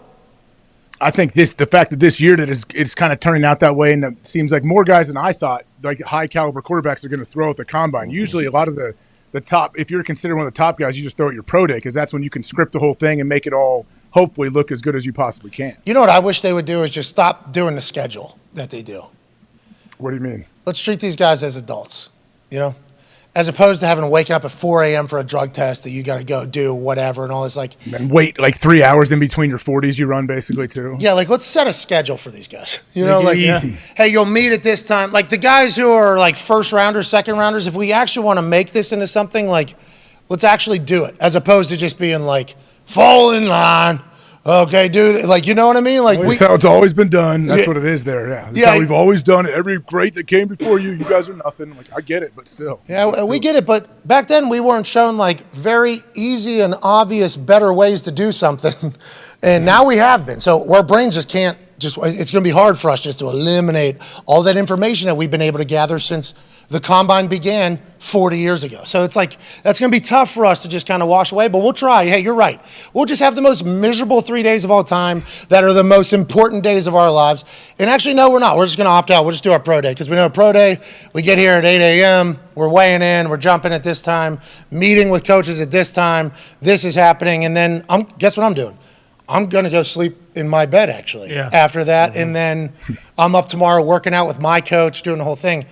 I think there's a way we can maybe evolve this thing so that we get the best people there doing shit and also we learn some stuff as opposed to just fake, behind the scenes stuff that takes place. I like this for the combine. I think we're going in the right direction, AJ. I think we're going in the right direction. I think we are. I think they're trying to find a way to schedule it to where all of the things we want to see are in those windows that they want it live when it happens. Because if you can see the quarterbacks throw live and not like recorded that happened 2 hours ago, if they could put that in prime time and still make the schedules decent for the guys. So they've gone off of prime time a little bit. Really? Yeah. Oh, yeah. They moved it earlier because last year, remember, they tried prime time. Maybe. Okay, maybe that's last good. year, Maybe 2 years ago. Yeah. Last year, they tried prime time. And what we talked about in the first hour, so if you've already heard this, go ahead and tune back to whatever you're doing in your life with us screaming and jumping in the background. The primetime time, although it might have been okay for TV numbers, I don't think they saw a big enough boost in the TV numbers that warranted taking away from all of the networking and business that happens in Indianapolis at the restaurants and around at the hotels in the lobby, because that would be the primetime time, like 8. That makes sense. Good for them to adjust then. Good for them. Yeah, and I don't think that was like this. The city of Indianapolis is benefiting greatly from that. Oh, yeah. Because whenever it was in prime time, nobody was able to really go out. They would just do the meetings in their hotel. Yeah. So if you're in the hotel restaurant or hotel bar, it was good. But they were doing the combine till like 11. The guys would have like an hour, and then they would go to bed. It's hard to tie one on if you're deciding to do that at 11:15. Tie one on, normally 9:30 decision. Mm-hmm. You know what I mean? Right. For sure. 9 o'clock decision. Not like 11:15 as an adult. It's like, I'll have a couple and then there's not like a mindset of like, I'm going to go meet a bunch of people tonight. That's what combine kind of is for a lot of these people. And I think they lost that whenever it was later. So last year, it was 7 o'clock starts. This Yeah. year, it's 3 to 8, 4 to 8. Yeah. Smart. Seems like that's why that was made, which is hilarious to think about because that's just like all the shit that's going on off the field. They're also like, that is something that happens at the combine, right? Because it's always had to be like, I don't want to say like not talked about, but kind of. That's when business happens. Like agents are like, hey, don't worry, when I get to the combine, that's when they can talk to multiple teams, kind of see what kind of interest you have if he has a free agent, whatever it might be. In my eyes, this move is acknowledging that exists. Yes. Like, hey, this is an important piece and it happens. We need to acknowledge it and we need to figure that in my eyes. And I assume they have a different explanation on why they chose to do it and everything like that. But all this shit that happens at all these restaurants, I think it hasn't really been brought into light until, like podcasts that here. Like I think Pardon My Take, like they learned of it, like what happens, and they talked about it, and now they travel out here every single year almost to do the whole thing, and they are one of the first and the massive, huge big dogs in the sports world. So I think like the networks never talked about it. It almost felt like it was something you can't talk about, all this almost, I don't want to say colluding, but it's like tampering, like they didn't want to talk about it because it wasn't a part of their schedule. Now, since it's like out there and everybody that kind of respects it, it's like, okay, this is an important piece. And this movement of time, I think, is a big indicator of that. Yeah, I mean, it's like almost like they didn't want fans kind of meddling with going down there. But like we were talking to Bruce, and he was like, he went not last night, the night before, Tuesday, and you see, 15 like front office personnel, head coaches, and stuff every like restaurant at every single one. And then we were talking to him, and we were like, "Well, you going back Friday, Saturday? Like those are the big days." He's like, I guess I kind of have to. Don't I? No, I think early week. No, is where it's actually kind of moving. I don't know because like I think as we get older, we've all been here. I mean, AJ doesn't age. He doesn't. Never. This guy's been on fucking 16 cruises. Yeah, that's right. Look at him. Mm-hmm. Looks like he's going to the combine. Never been offered. Never guy grabbed me like he did you. That's not true. He never grabbed me. He was just kind of working me. Working. Oh, okay. As we age, though, hangovers are a real thing. Oh yeah, they grow. And exhaustion. They grow. They grow. Yeah, boom. And exhaustion is another thing that grows. All these. You do plant that seed a little bit earlier in your life. That's right. You have one hangover and you're like late teens, early 20s. You're like, I'm hungover. Never do that again. Yeah, and then you just keep going. And you're like, you listen to people talk about hangovers. You're like, you got to be the softest fuck of all time. Yeah, exactly. That's exactly right.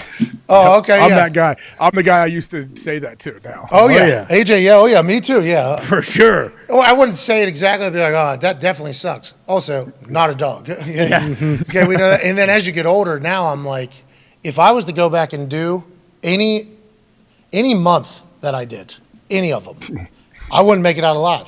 be I on would the not IR. survive. Oh, yeah. I would be absolutely dead. So I think, exhaustion of all the all the interviews, like you Sure. still, even if it's not like grueling work, you still have to be at something Doing all day something. pretty much Yeah. for the combine. So I think it kind of peters out, but I might be completely wrong. I've never gone down there and done the whole. What about the staffs that didn't show up though? Does that worry you about the combine? So Rappaport said that was grossly Over. what is this? I tried to do it twice. The Misrepresented? stories of the combine's demise were greatly exaggerated. Boom. They were. Attaboy, Tony. So the stories of the coaching staff's dissipating were greatly exaggerated, is what Rappaport kind of said. And I wonder if the reason why is, afterwards you probably say, I'm not going. Mm-hmm. Oh, like when it's done? Yeah, it's like I'm not doing that again. Yeah. I think that there's a chance there's that, because you get back home and you're like exhausted and what did we really get? Yeah. Right. And some coaches are like, does my opinion even matter? It doesn't. My opinion does not even matter to anybody. If I tell the coach that is higher than me in my own room, he has his own thoughts. It does not matter at all. So I bet you there's a lot of that. And then as it gets closer, somebody from another coaching staff goes, hey, you going? Yep. You going to Indianapolis? He's like, I wasn't thinking about it. It was like, oh, come on, we got blah, blah, blah. It's like, Yep. Sounds good. I think I think there's a chance that happens. That's when you set up your next job, though. You have to set up down the road. True. Hey, if my head coach gets fired, look out for me. If you get promoted somewhere, bring me on as a position coach. That's happening like so much. And we've reported this, obviously, at Rappaport. Every insider's here. Yeah. You know what I mean? Like, there is so much, like, happening right now with, hey, we should probably be down there, I guess. That's something we should think about, right? Feels like everybody in the next year in the league except for us is Next year. Yeah, maybe because were we supposed to know they were doing like a full radio roast setup down there too? Should They? is this because the PAFL thing? You think is that what? I don't think we just so. had Sam Rappaport on. She was great, and they told us. Yeah. This they is asked Ponte's us. fault, probably. They've done it before, but remember, like we went down and we couldn't get into the convention center, which is where it's all going on. But it's also like the setup of it is not, we have too many people. Like I don't know at Radio Row it's different. You can get like the stage Have set to up get the for you. stage You set have to. If we go down there, There and was we some have stages, wasn't there when we were down there? not Like, really. wasn't Brady Quinn on the Florio, stage? I went on Florio show down Yeah, at like Pro Football Talk. some of those shows that are on TV, they have the stages set up. But do you think we would be able to get like a massive setup that could, have That's what I'm everyone wondering. there? How do we, AJ? You think how? Shakes man. How long have they been doing Bingo. having all the Kissing media babies. there at the combine? I don't know. This is exactly what we're talking about, though. I never do. I was actually talking to my wife about this because when I went golfing with the Mannings the other day, at that particular course, there was humans there. Yeah. And everybody's doing like a drink of some sort. Mm-hmm. And it was like I was doing like a full on like a meet and greet. No, it was not a meet and greet. No, it was like a happy hour that you would think about like in New York City or LA. We always talk about these executives that are hiring for happy hour so that when they go to happy hour, they can say, oh, I did this. What's your company doing? It's like when people kind of mingle and make things happen. Like it is why being in Indianapolis in the show business is a little bit of a detriment because there's no events or happy hours that I can go to or just like and meet anybody that could potentially just have a little bit of an idea and be like, oh, I got this person that you can meet. I hate those things so bad. Had a blast doing it the other night. Yeah. I started thinking to myself, maybe I don't hate those things as bad as I think. Maybe I've been to a couple bad ones. Sure. And I just hated the hell out of it. You do a lot of these things, AJ. Like, no shit. What are you talking about? Like a cocktail hour type thing you have to go to? Yeah, like all these events, like all these charity events that people But go to. whatever you went to seems like I feel like it was a smaller type thing, right? The big like 100 people ones, those are what's not fun. If you actually kind of know some people or whatever, that's all right. So like all these charity events that take place, I feel like that's what's going on. Like obviously, hey, we're helping. We would like to help this cause. We would like to show our support. We would like to take money that we have and put it in a place that it'll be better served than in my pocket. Like, so I appreciate people that do that. But also at all those events, it's like, who's here? Yeah. How we doing? What we doing? And I hate those things. So I got to get over that. That's how I got to evolve, AJ. That's how I got to think most everybody hates those things, though. Some people live for them. Yeah, I witnessed some. Some legendary those events people. It was pretty fantastic. The whole thing takes place. A lot of that Ohio State. You doing a lot of meet and greets to Connors on that ship?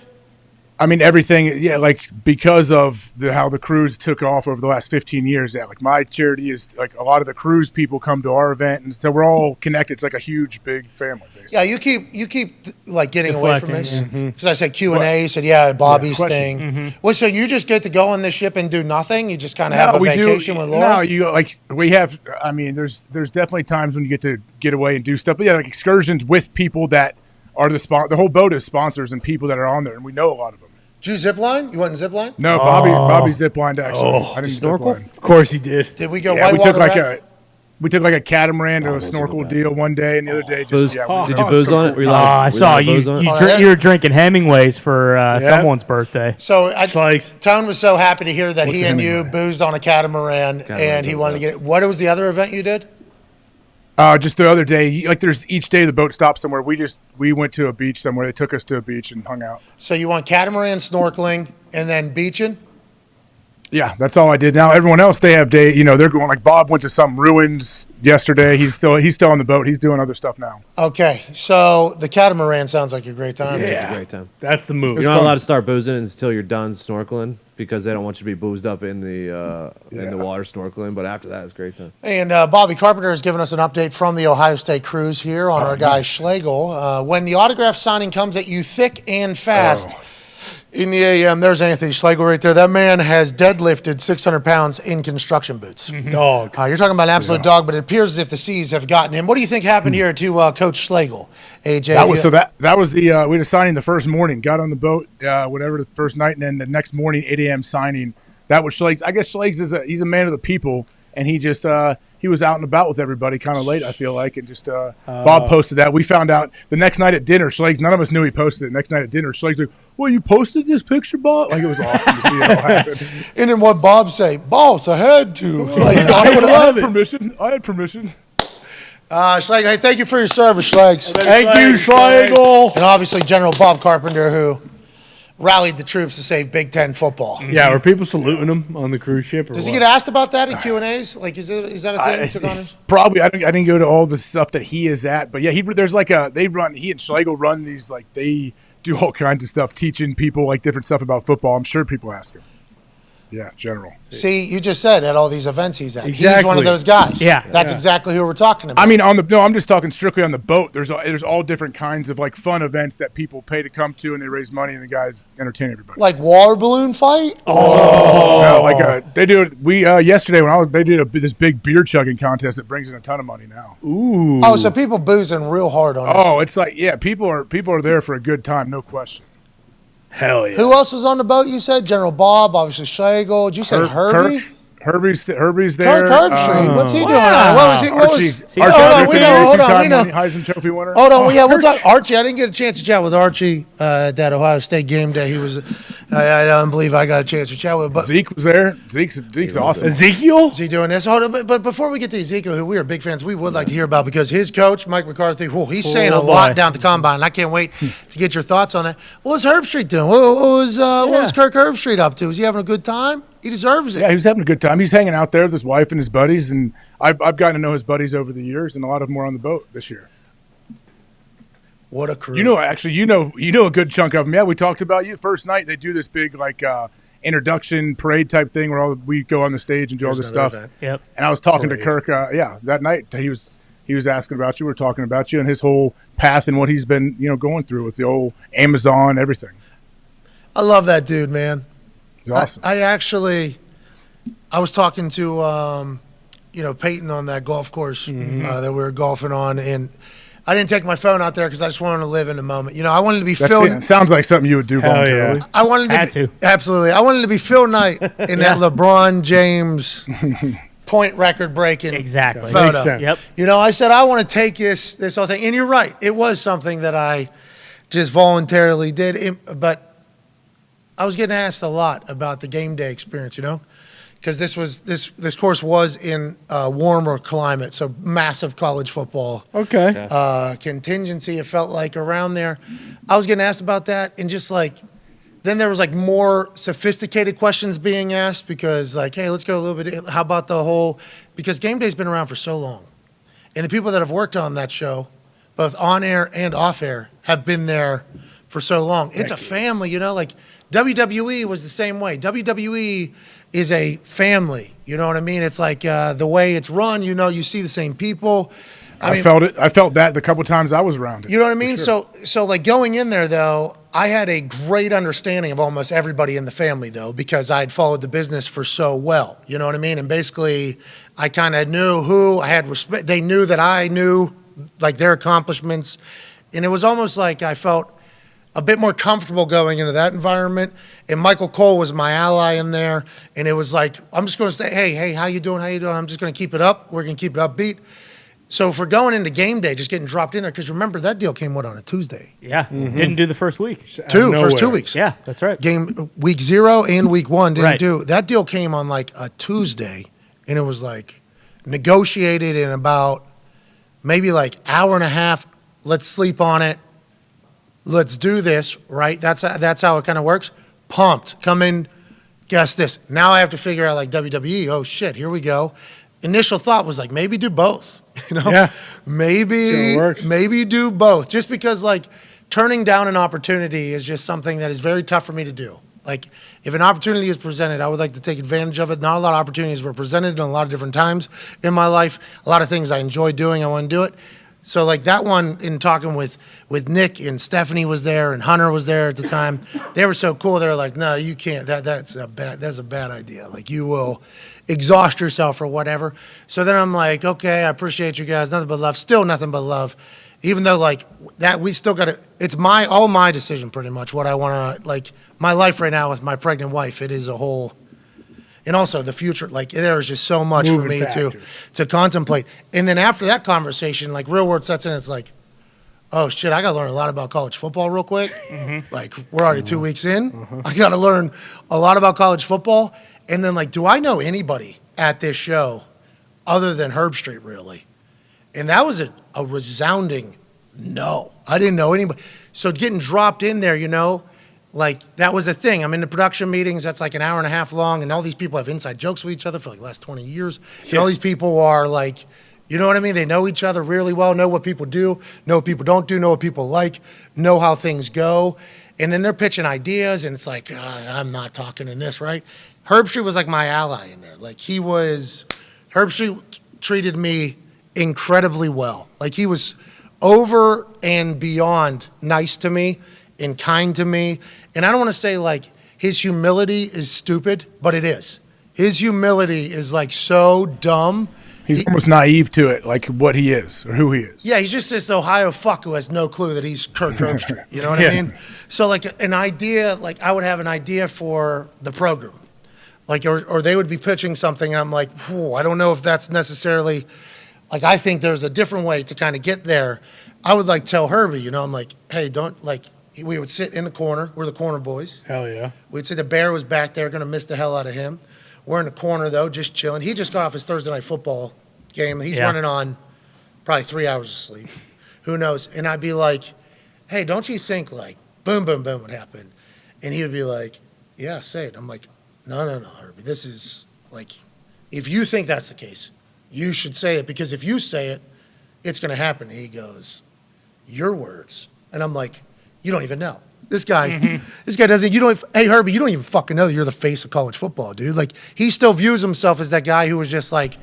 He's a team guy. He's like team first guy. Insanely grateful to even be put, because if you remember what game day was, it was a tiny set off nowhere, kind of the second college football show.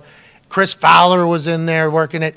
And then he still views himself as like oh my God, I can't believe I'm allowed to do this job, because he was like doing local Columbus radio and Columbus TV, like sports guy, I think. He's like living, he had like a couple roommates and he just took a radio gig. He's like, I didn't even want to do anything in the media. I didn't think about it, but it was open, it was available. I did it. He made like $15,000 and then he sent a tape into game day, an audition tape, and got it. And they just plucked him in there and it was like, here you go. And he still views himself as like that. Like, I didn't make it to the NFL. My stats aren't like what everybody else's stats are. It's like, Herbie, your stats are this. The face of game, like college football. Yeah. Like a whole sport. Time. You know, so that was like interesting to get to know him and chat with him. And when you're with somebody, especially on the road for that long. I think you see all of that person, like when they're exhausted, when they're tired, when they're at their best, when they're working, when they're not working. He's a fucking good one, dude. Herbie's a good one. He was to me, at least. He was a good one to me, man. Oh, he's awesome. He's awesome on the boat, too. People obviously love him. They do little, like, roundtable college football talks that Herbie will be up there with a couple different guys, and people eat that stuff up. He'll say, like, a little thing in the production meeting. He'll, like, look over me. He'll be like, look for, like, for one of these games, like, look for a right tackle to dominate in this one or whatever. And I'm like, oh, Herbie thinks, okay, this guy's going to run all over the place. Let me put that down for my notes later with Tone. Okay. And then as I'm like kind of piecing it together, I like add that thought into it because it's like if Herbie's saying, there's a reason Herbie's saying it's either his brain is saying it or it is just like a widely known thing. It's like I couldn't even imagine what those college football conversations are like on that boat, especially if Ryan Day is the benefactor of the money. So everybody there is probably Ryan Day fans, I would hope, his foundation. So like, or his hospital. Herbie want to bat hard for Ryan Day, like very, very hard for Ryan Day whenever it was potential, like lose to Michigan in Columbus, get this guy the fuck out of here. He wanted to bat hard for him, and I think he took a lot of shrapnel from Ohio for that. Yeah. So I hope it was a great weekend for all you guys, a week and a half or however the fuck long it is. Yeah, it's a long one. Yeah, this year it's long. No, it wasn't like that before. Go ahead, Connor. Well, and then when he came into the NFL, it's like he crushed. I mean, when he came on the last 2 weeks of the playoff season, 3-1. He got all four right, but he got one of the spreads wrong. Like he knew what he was fucking talking about right away, and also like having all that knowledge of the guys who are currently in the league because he watched them play in college, like it just translated so well. And I think because he doesn't know that he's Kirk Herbstreit, that's why he takes all those notes and does all that homework and like everything. It is stupid. He should take a picture of his play sheet. Oh yeah. And put it out. He should post that and just say like, I am the one who took these notes. Yeah. His play sheet is the size of like probably those two panels right there. And it's just notes. Fucking the whole thing. Dude's been doing this for 27 years. It's like he knows. Oh yeah. He knows everything, but he feels as if he still has to like be prove himself. I think that's the Ohio fucking him, and I appreciate it. Just like we're lucky to talk to you, a man who played for the Green Bay Packers, won a Super Bowl with the Green Bay Packers. Who was the coach of that team that was coaching the winning of the Super Bowl team? Ty? Mike McCarthy. Oh, Mike McCarthy, current head coach of the Dallas Cowboys.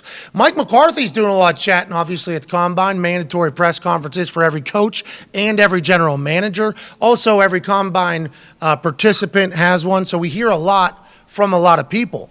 Mike McCarthy was asked a lot about last year, and if you do recall, Kellen Moore was let go. He's now with the Chargers, and Mike McCarthy will be taking over the play-calling duties. Because as soon as Mike McCarthy got back, we assumed that Jerry hired him for the offensive guru that he is, and that he would be calling plays. So when his regime started at Dallas, and it was not going well, and he was not calling plays, everybody was like, well, what the fuck is this guy doing? Yeah. What is Mike McCarthy doing? He got pounded, especially because he's the head coach of the Dallas Cowboys. It's going to be on prime time every single weekend.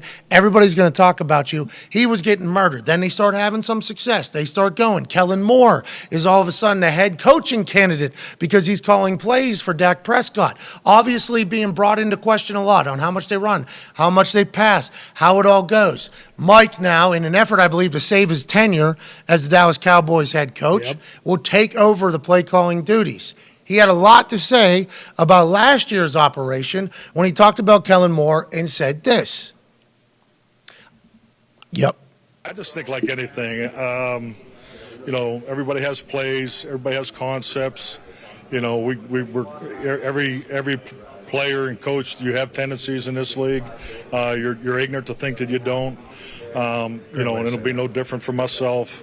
But it's just how you attack on the other side. So there's some things that conceptually that I'll believing more in situational football than may have happened in the last 3 years. But let's be honest. I mean, I had all the input that I wanted the last 3 years too. So I think clearly when you look at the way Kellen coordinated in 19, just look at our run totals the last 3 years. We're a different offense in 22 than we were in 2020, and that was part of the evolution of being more balanced, more complementary football, not as wide open in the drop back, just like our drop back passing and normal down. So, you look at all those things. So, but I'm really looking forward to the critique from you of how different it is. So down at the bottom there, it says, throw some shade, right? And that happens a lot. When somebody posts a video, their tweet is setting the tone for you to watch this, right? And things can be taken different ways from people. So if it says throw some shade at Kellen Moore, people can obviously find him in that statement throwing shade at Kellen Moore. There was another quote, though, that only got tweeted that we couldn't find a video of. So this is all alleged, but John Machota is a heavy swinger. He is a very powerful player in the reporting game, especially for the Cowboys. I believe he's for the Athletic for the Cowboys. Yep. Mike McCarthy spoke highly of his time with Kellen Moore. He said the Cowboys' former OC did a hell of a job and continue to improve over the last 3 years. But it's clear they had their differences. This quote from today explains some of that. We have not been able to find a video of this particular quote on Twitter and on our sites. I've been where Kellen has been. Kellen wants to light the scoreboard up. But I want to run damn ball so I can rest my defense. I think when you're a coordinator, but you're in charge of the offense. Being a head coach and being a play caller, you're a little more in tune with it all. I don't desire to be the number one offense in the league. I want to be the number one team in the league with a number of wins and championships. And if we got to give us some production and take care of the ball better to get that, then that's what we'll do because we have a really good defense. So that's Mike McCarthy, and they're saying he's taking, and it does sound like he's certainly taking a shot like Kellen wants to light the scoreboard up, as if you're to read it, as if he's saying like this guy's ego's in check. But Mike McCarthy's saying, hey, I've been in this dude's shoes. Like when you're an offensive coordinator and you want to be a successful coach in the NFL, you want to have success so you can become a head coach, like you are going to be judged on how many points your offense puts up. Kellen Moore, former quarterback, could potentially fall in love with the pass game like people do when they're playing Madden. So I don't think he was taking a shot at him anywhere in any of those things. I think Mike McCarthy was just being like, I've been there, this is how it is, and this is what Kellen Moore did. The facts are the facts. Did you get a shot out of that? And you know him a lot better than me. That's how I took it. I'm sorry to be long-winded. Had to set the entire situation up, though. No, I'm glad you did because I saw this, and you're right. Like a headline can definitely change how you view something. If the headline never said that, first off, less people would have clicked on it. They wouldn't watch it if it didn't have that headline to get you to make. Yeah, we do clickbaity shit though too. Yeah. So everybody does. Yeah, we're part of the problem. We're part of the problem. I'm not upset at how that works, but if I didn't watch that with it saying, hey, according he threw some shade at him, I don't know if I would have picked it up. I don't know if I would have been like, oh, that's terrible. You hear what he said about Kellen Moore? I don't think I would have thought it was a big deal. Diggs, this quote that was tweeted was the biggest one. I think that he potentially could have thrown shade at him, but it wasn't in that video. No. That was like the headlines where it said like throw shade was all about that quote. It was like for some reason we couldn't find the video. Because it would have been nice to know how he was saying it. Like because in the other video he definitely wasn't. But like when he was saying those things, it would have been nice to know like how he was speaking about it. As somebody who has read statements that have been made on this show lately, yeah, sure, just reading it, if you put it in the tense of like malicious, like the caption of the tweet is malicious, and then put the quote out there, and you just read it, you're not hearing it. No. Seeing it, a lot of context falls by the feeling wayside. it, or anything like that. Just from our experience. Now, there's obviously many other examples. It's a vastly different game. We have to remember that because we're in that era right. This is the time of year when a lot of this type of stuff happens. So I would like to make an official ruling. I don't think he was throwing shade at Kellen Moore, and I don't think Kellen Moore will think that he was throwing shade at him. Do you? No, and I think when you actually read, like when you read that, it makes sense. Like the philosophy. Hey, Kellen's a coordinator. Coordinators want to. Their job is, hey, let's go fast, let's score points, let's do this. If you're the head coach and you're thinking of everything as a whole, like offense, defense, special teams, you're thinking, hey, we got to slow the game down here a little bit. Let's protect this thing. Let's find a way to not create as many turnovers offensively. So yeah, it's just almost like a philosophy difference, basically. And Kellen's former player, Yep. Kellen's had things said to him probably that have been actual shade. Yeah, for sure. And I assume he has incredibly thick skin. He's a quarterback, and now he's getting into the coaching business. I don't think he's taking any offense to any of it. No, that's good. That's good news, I think, for the world, society. And obviously they had different, philosophies at the end because he would still be with the Cowboys if that wasn't the case. And the team has changed a little. What if the philosophy was, hey, Mike, you didn't win. Everybody wants me to fire you. Yeah. You know how this game goes. That's literally what the coaching business is, AJ. Is it not? Yeah. Yeah. Hey, do you want to give yourself an extra year extension and see if you can make things work? Well, and for Kellen too, like that's what going to LA and the Chargers, like it's kind of a perfect setup because like their offense is built to do that, to throw it all around the fucking yard and score a bunch of points, and that was kind of the knock on them last year. Was hey, they throw it way too much. If they would have run the football a little bit more in that playoff game against the Jags, they might have won. To piece it all together here, and then we'll move on. Okay. I've been where Kellen's been before. Mm-hmm. He wants to light up scoreboard. I had Aaron Rodgers in my fucking quarter. What do you think? Yeah. You don't think I want to just light up scoreboard, but we got good defense over there. AJ Hawk, Mm-hmm. that Ohio fucks over there. We want to do that. I've been where Kellen is being, and I was already a head coach. Kellen wants to become a head coach. Definitely wants to light up scoreboard. Tom Telesco, why'd you hire Kellen Moore? The numbers speak for themselves. Yeah. So that's literally everything that is being explained by Mike McCarthy. Like, hey, the reason why Kellen wants to do this is because he wants to have success here and, elevate. And Big Mike's like, hey, if you go to a team that doesn't have as good a defense as we have, you're going to need to do that and light the scoreboard up, maybe be playing from behind, and we don't want to be that team. Yeah, I like that Quinn had the backwards hat, too. He's still Florida Dan after leaving Atlanta and becoming the Dallas Cowboys D coordinator. They do have some monsters on the defensive side of the ball. Yeah, dogs. I mean, Mike Parsons, Defensive Player of the Year candidate, but also when you look at the Cowboys, like their most explosive player this year was Tony Pollard. Yep. It's like, hey, they probably wanted to give him more carries, and maybe Kellen was leaning toward the pass game because they also have dogs in the pass game. It would be tough, right? I played Madden a couple times. I've suffered embarrassing losses and said, I'm not doing this anymore because these aren't good. Mm-hmm. These things aren't good. Didn't you play against 2 Chainz on some live stream event? No, Katie Nolan beat the shit out of me in that game. We were cheating. We were trying to cheat too. Yeah. How are you cheating? He was screen watching, I believe. Yeah, they had something that they had set up. It was really weird. We could see her plays while she was picking them, so we could kind of adjust defense. But if you don't know how to, it doesn't matter. Good luck. Yeah, still got to stop them. Yeah. So Ty's a great player. We have a lot of good. Connor's a great player. Like we have some great players in the office that have played Madden because a lot of humans have done that, and I am just not. I'm not one of them. But if I was to play Madden, I'd be throwing the ball every time. Every single time. Hard not Unless I had like Lamar or like for NCAA, Pat White. Right. Sure. Okay, if there's just a cheat code, Michael Vick, I assume at different times. If there's just a cheat code of some sort, like, okay, I will do that because it's the easiest way to have success. And that's what we're trying to do here, we're trying to win. I would throw the ball all over the place too. So I can't blame these offensive coordinators that want to throw the ball all over the yard. But if you got like Jonathan Taylor in the backfield, Derrick Henry. or like something like that, like there has to be a good balance, AJ. That's where the adult has to step into the room. Like that's the evolution, the maturity of coaching, I think. Yes, but it's also weird because you see like the Chiefs can win a playoff game without running the ball. Like, things happen like that. If you're good, sometimes you can overcome that. 6 runs, 7 runs, 4 runs. I think it was 7, but one of them was Mahomes, right? Yeah, because AQ is all it's all Eagles today. They can't run. Chiefs can't run. Hold on, dude. That was a big loss for the big men. Oh yeah, huge. Oh, they couldn't move. Have you thought about that? The Sod Father's apprentice. Did you hear about the update in the Sod Father tale? Oh, I have not. No. Massive story in the Sod world. Mm-hmm. So the Sod Father, 94-year-old Sod Father, that we learned about after the field being so atrocious was a massive storyline. No. What happened? Does this get dark? He's still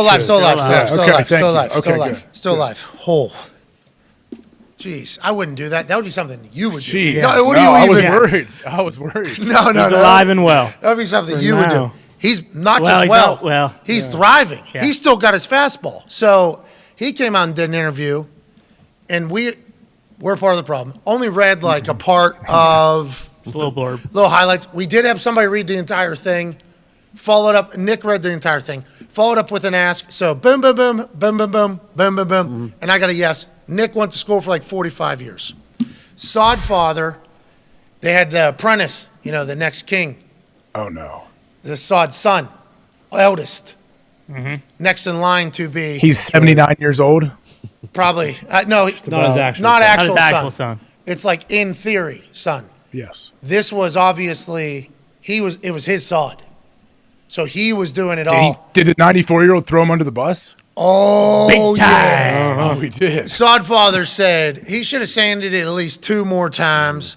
On Wednesday, whenever they watered it, they put the tarp immediately over top of it. You got to let that thing dry first. Then you put the tarp over top of it, obviously. I tried to tell him. That's basically what the Sodfather said. Yeah. I tried to tell him, and nobody listened to me. So I think whenever we all buried the Sodfather, because he's had a hell of a run. Hey, Hell of a run. hell of a run. Great work. Love you, Sodfather. Just like Jerome Boger, hell of a run. Hell of a run. Jerome.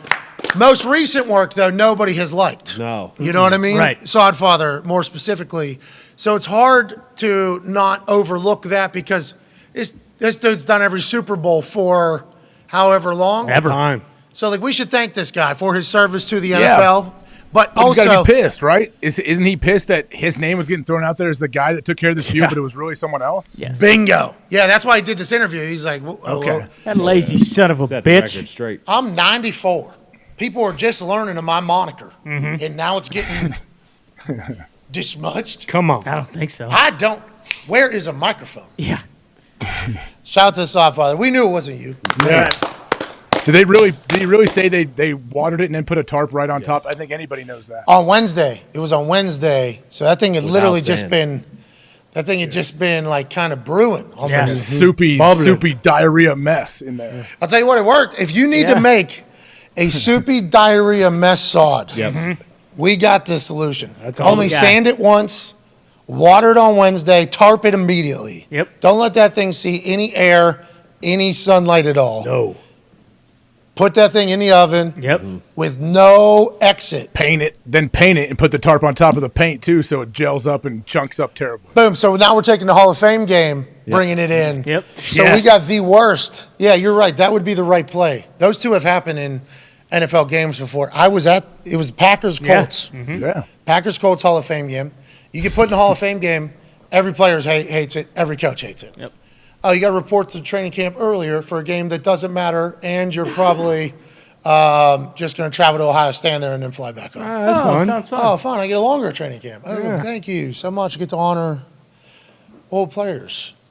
I happened to sprain my knee in practice that week. Damn. Going to get a snap went up over Snapper's head. I ran, went to grab it, scoop it, and my foot got caught in like a little bit great grass. It was got foot in it, boom, a little bit of a sprain, a little bit of a tweak. I was not even going to kick in the Hall of Fame game. Michael. Did they have to sign him quick, or was he already there? It was like 2 days beforehand. Jeez. God, he was so good. Lefty. Michael Chandler. Pilardi. Michael Pilardi, they signed him. First time meeting him, he comes in, he's bombing balls. I'm like, oh, great.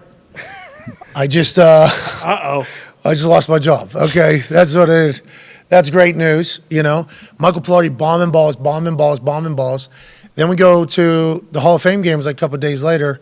We get there. I don't think I was going to put shoulder pads on. I think I was just standing there or whatever. And the game gets completely canceled. Pilardi doesn't get a chance. I felt so terrible for him. Oh. I was like, bro, because he was murdering balls. I'm like, murdering. I came back a couple days later. I mean, I was. I'm sure you were crushed. You were crushed. Man, I wanted you to keep bombing balls in the game. Get out there and really show everyone you can do. No, I think I would have been happy for him, dude. Genuinely, because he'd been around a couple different places. I would have been happy for him. What year was that? I don't know. We're supposed to play. That was the first time I ever met Aaron. Yeah. It was on the field beforehand. Quick, you think it's going to happen? No way. All right. And then And you guys made that tunnel, right? For the Hall of Famers walk through. We said, okay. You should have heard the amount of, all right, baby. A lot of those. Baby. That was when I met the big fuck. Yeah, Dave Baker. I didn't meet him. He spoke to the team, though. Yes, you, Dave. He came into this dude. He's alive. He's actually like this. This is like how wide he is when he walks in. He was gentleman, he does the whole thing. He's sweating through a suit, through his suit profusely. And he was the kindest speaking man. And he was like, the only thing we care about is the players. That is actually the only thing we are filled of is players and coaches and the people that make this game happen. There's no way we can put you on that field out there and have a clear heart with it. There are thousands and thousands of fans out there, though, and they are expecting something. Yeah. So what we're going to do, we're asking nicely, don't have to, don't feel obligated to. Like the way this giant of a human was talking about this to us, we were all very flustered because his voice did not match how large he was and how kind he was being and how genuine it seemed when he was like, if you don't want to do it, we completely understand, but we just think that our fans who have come out here deserve something, and we're hoping that you will help us do that for them. And we were like, hell yeah, bro. Everybody was like, fuck yeah. You got it. You want us to just go stand out there, dude? People pants. Let me put my clothes right back on. Here we go. Hey, yeah, all right, atta baby.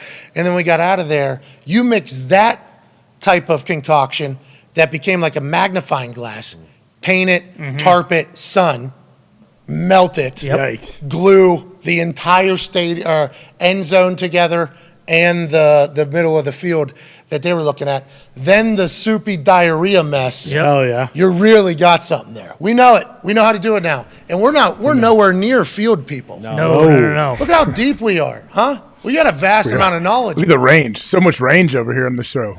I was talking to some people that do money stuff for a living on that golf course. I'll tell you a place I don't know much. That's that place.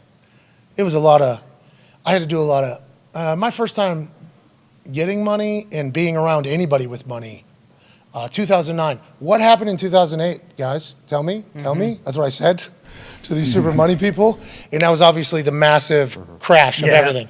Housing market, stock market. Yep. Basic full economic stop, right? Is how I wasn't really bailouts, everything. Yeah, it was a bad deal. Yeah, so like all that. But so as soon as I get to the NFL, 2009, right? I get drafted in there. I'm around people with money now for the first time in my life.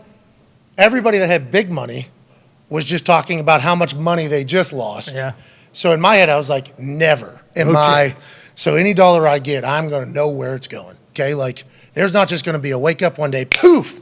David Copperfield, your shit is gone. Like that is, I'm not going to do that. And I've kind of held that in like for this entire time, not even thinking about it. Like when these NFTs came in, that was my first thought of like, all right, this seems like something it's good content, feels like people, it's an internet thing. A lot of buzz. We could do it. And then when we go to pull the trigger on something, we're talking to some people, I'm like, I don't understand. I'm out. I don't get it. I don't fully understand it. I'm out. And obviously that was probably good move, a proper decision or whatever. But talking in that world, dude, when they're talking about dividends, assets, this and that, I'm like, I know nothing. He's a bond guy. I'm like, yeah.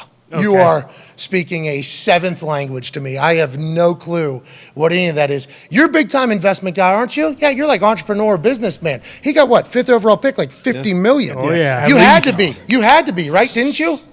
What do you mean? Like money, you had to be like an investor guy. With all that money you got, I assume there's a lot You didn't have to, but yeah, I mean, you definitely put your money to work and do a lot of different things, of course. Oh, there was so much of that. You should have seen the one guy, Pat, we can't have it.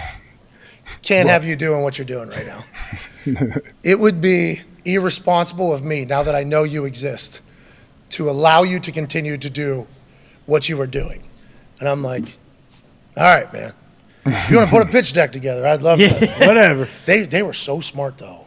Hey, it felt like genuine humans, too. Yeah. Like, felt like good people. Important, yeah. That's a whole different world. In that business, yeah. If they're not genuine, that's when you're not sure. Just got to find one or two people you trust. Look what happened to Usain Bolt. It just came up. You got millions. It happens so much. Yes. It feels like it happens so much. His financial person stole from him? Yeah. Oh, yeah. Wow. Does that not scare the shit out of you? It had to have. You're what, 20? Absolutely, but I trust two people around here that I do stuff with. So that's what I'm saying. You were what, 22 years old, 23? Yeah, I was lucky. My dad helped me like figure that world out, the financial people and all that, and narrowed it down, and I figured it out. $50 million as a 23-year-old coming from $0. Like, could you imagine the amount of people that are pitching big ideas to you? Hey! Oh my God, we're the smartest people of all time. That kind of happened. Me and Phil sat down with a couple people. It was hilarious, dude. You can tell. You're a good judge of people. Like, I can tell instantly if it's going to work or not. You can tell.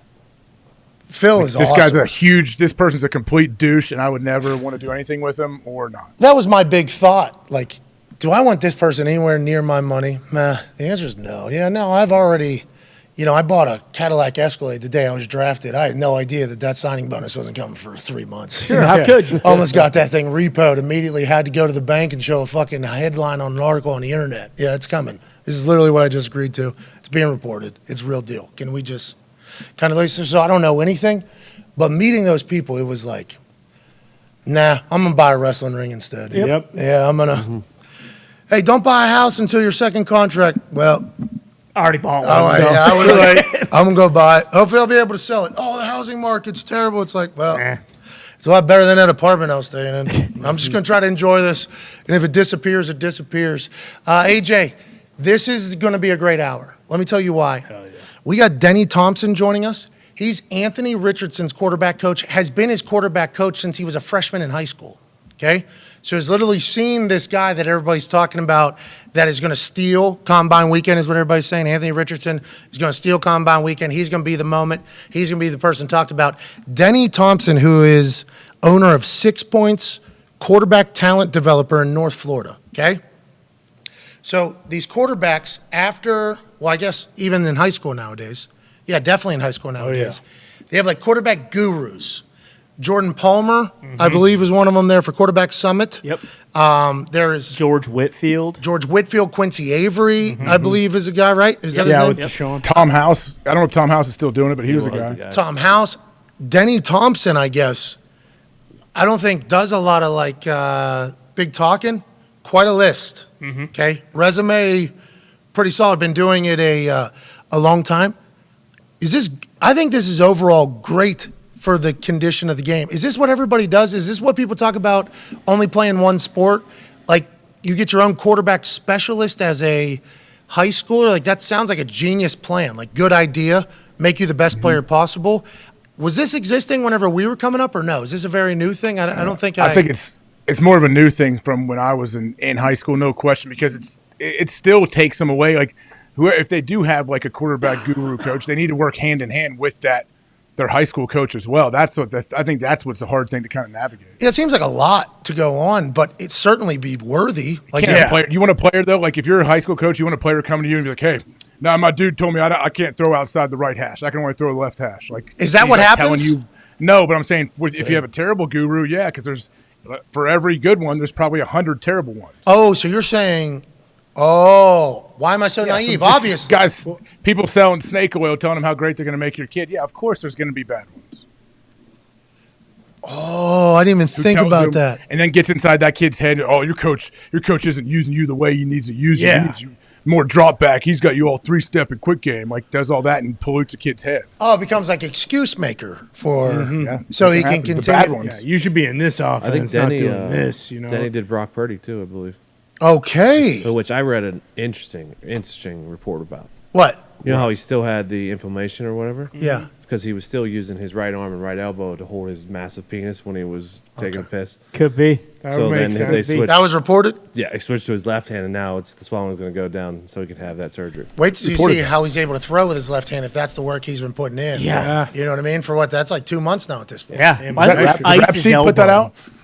I mean, what the fuck? The swelling's been going on since, the play. Ice your fucking elbow, dude. Jesus Christ. I don't think that was reported by Rap Sheet, Schefter, or any other of the insiders, AJ. But, yeah, why was his – I don't know much about – how is that still – Makes no sense. Didn't it say, like, if he waits another month, then they're going to have to start looking for a veteran QB? Yeah. I saw that. That was a report. And then the internet immediately was like, don't they have Trey Lance? Isn't Trey Lance on their football team? Why is that even Is he hoping that they don't have to get surgery, or is he – what are we doing? No, definitely getting surgery. I think there's just a shot clock on it. That's why they're saying if it has to wait another week or something or 2 weeks, they're going to have to get – in March 15th, obviously, is when they would have to make that decision. So I think that's why they're saying – there's a shot clock or a rush about getting a veteran quarterback, but they're not even bringing up Trey Lance. No, he's an afterthought at this point. Why is that? Have we all decided that? Why is that? I think yesterday when Rap Sheet talked about it was because when Trey Lance, started, obviously at the monsoon game, tough to tell, but he didn't pick it up right away. And then when Purdy came in, immediately was better. I mean, they cut Nick Mullins from training camp. Because the team performed so much better with another rookie quarterback. He also broke his leg. Like, he might not be ready to go at the start of the season anyway. That's wild to think about, though, all those decisions and dynamics that are taking place. Because if you're in Trey Lance's camp, you got to be thinking, like, the fuck's going on here? Purdy is also a going 6 to on 9 month recovery. Like, couple- there's no chance he is ready. You're going on a couple of years now with Lance of not playing any meaningful football. Remember, he barely played his senior year of college. Hey, Aaron Rodgers, 3 years, right? Didn't play? Is that what it was? Yeah. Yeah, he sat for 3. That is absurd. Could you imagine that? Never happen again. Were you there for It what? actually is right now with the Packers. You there? Yeah, Yeah, with you're Jordan right. Love. Yeah, you're a good point. Hey, you were there for what? Two of those years? He got drafted in 05. I got drafted in 06. So I was there when he was sitting for 2 years. So we don't know him nearly as well as you, and by we, I'm just literally talking about all of us in the universe, in other universes than you, because you've been around. Multiverse. Yeah, what was that like? There had to be just moments after a practice where he just was fucking All the time. No, during practice. I've told you a million times, like, he would run the cards and he would make multiple throws every single day that nobody else could make. And our linebacker coach would just, like, our D coordinator, we're watching it after practice, and he wouldn't say a word. He would just slow-mo go back and forth on the throw, like right down the seam, a perfect ball where he dropped one in somewhere. And we're like, geez, yeah, this guy's got it. Like, we're in good hands eventually. So I've done that cards before in the NFL for the Colts. In the first regime, they had me working during practice. Second regime was like, we can handle this. But I couldn't even imagine Aaron Rodgers doing that, because the defense, they're trying to figure out what coverage we're going to run against this play when it comes. So, like, early in the week, you're having some. Well, they'd have to. Hey, sometimes, sorry to cut you off. Sometimes, just reminded me.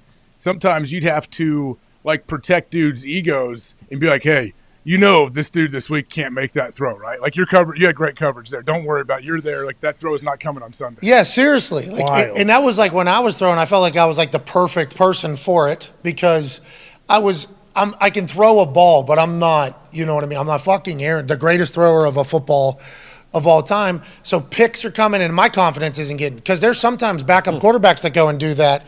They don't want to have picks on film. No. So they're throwing the ball like away as opposed to like anything like that. I don't give a fuck. I've thrown 50 picks in 1 week. Yeah. You know what I mean? I will do that. I couldn't even imagine Aaron Rodgers running that practice against you guys. Couldn't even, because it's like an easy, early in the week, it's very simple. So it's like you can figure out, oh my God. Was he pissed the whole time? Or what was it? Yeah, well, no, he was always like juiced, and he and Brett got along, like would always go back and forth because he would get reps with the ones. Did they get along? Hey, whoa. Yeah, they did. Shoot, they did. Shoot. Yeah, for shoot, which means I am serious. Yeah, they did. They honestly did. And Okay. they would joke around. Brett's like, he was always doing, like, they always, trying to catch the ball over your shoulder. Not joking Anymore. They always did all much that anymore. stuff. Well, not taking jokes very well anymore. Allegedly. Well, I mean, long time ago. Can I predict how this is going to go? Please. I think it's going to be a good result, and then I think we're going to eventually move on. I would like to see him right here. You know what I mean? That'd be sweet. And like, let's just, Be you know what I awesome. mean? Like, let's just get, let's do it. Clear the air. You know what I mean? Like, what are we doing? I think that's what a lot of people said that I've talked to outside. Like, what are we doing? What are we doing? You know what I mean? Like, you have the state auditor on the same. If that person's saying something, other people are going to believe it. Believe it. or not. That's a person of authority who would only have the answers. What are we doing? What are we doing? What about HBO? That's all I'm at. What are we Put even, our swords down. What are we even doing? But with that being said, going forward, what was being alleged? Yeah. I mean, it was certainly being alleged. What are we doing? We didn't create this. We didn't create this thing. It was certainly being alleged, but it was alleged that they did not get along. So I wondered, like, if him slicing and dicing on those cards for 2 years pissed off Brett, and that's why they didn't get along. You're saying they did get along. I think it may have sharpened him. The iron sharpens iron. I'm sure Brett saw him slinging it, and Brett's like, hey, I'm slinging it. Brett didn't miss practice ever. Like, I don't think he wanted anyone getting comfortable with Aaron Rodgers as the starting quarterback for Green Bay, because he probably knew, like, hey, this dude could play. That's smart. Aaron, though, he just knew that one day he would just. I don't remember him throwing picks ever when he was playing scout team quarterback, but he was never scared to throw a pick. I know that. How about as a human, though? Like, off the field, he's just chilling. Great. Like, hey, good to see you guys. Yeah, like young, fun, like, yeah. Awesome. So not just like miserable, like I'm getting No, fucked. not at all. Actually. No, he was actually he brought a bunch of juice because he was competing and he was competing against our D coordinator, our D line coaches. He would talk to all of them the whole time. Hey, what an interesting guy, man. Honestly. Yeah. Interesting story because people forget about him being benched, for a couple years. Oh yeah. Well, and then the Packers drafted Brian Brom in like the second round, 2 years after they drafted him in the first round. Yeah, so people forget about that now at this stage. Like, hey, the human you see, there might be a reason why there's a couple. Yeah, hardened edges a bit. There's been a lot of things said and done. If you go back that's Jordan Love, I guess, is the only human. There would be drama coming out of this so loud from somebody's camp. Normally, you would think. Oh yeah. And Jordan Love's handled it pretty. Hey, Jordan Love, and I think we've been this way from the beginning. And if we haven't, somebody can call us out for it. He motherfucked on draft night, one of the greatest moments of all time. Yeah. Mad Milk. And that wasn't at Jordan Love. No. That was that. You just pissed off Aaron. Situation, yeah. Now we got to do this. We're one player away maybe from the Super Bowl. We were just in the NFC Championship. We clearly need another weapon. We haven't drafted a weapon forever. Let's go win a Super Bowl. That was what the anger was from. Right. We literally tried our best, I think, to be like, not Jordan Love's fault. Like, this is not this dude's fault. He's living his fucking dream, too. Like, this is not his fault. He looked good against Philly, man. He did. He really did. From where he was, and he looks a lot like Aaron, too. So it's like they're putting in a lot of work together, I think. I think that is happening, AJ. Absolutely. And he sits there and think about all their like quarterback individual periods they go through. He gets to sit there and learn and watch from Aaron. And then also what would be the most valuable thing is watching practice and watching games with him and hearing like the thought process of why he threw the ball here as opposed to there. That I think, it's like a master class. Didn't Jameis say he was going to Harvard and Yale or whatever? Yeah, down there at the Saints. Yeah. And you remember what you just said about your D coordinator with the pass Aaron did on the scout team or whatever?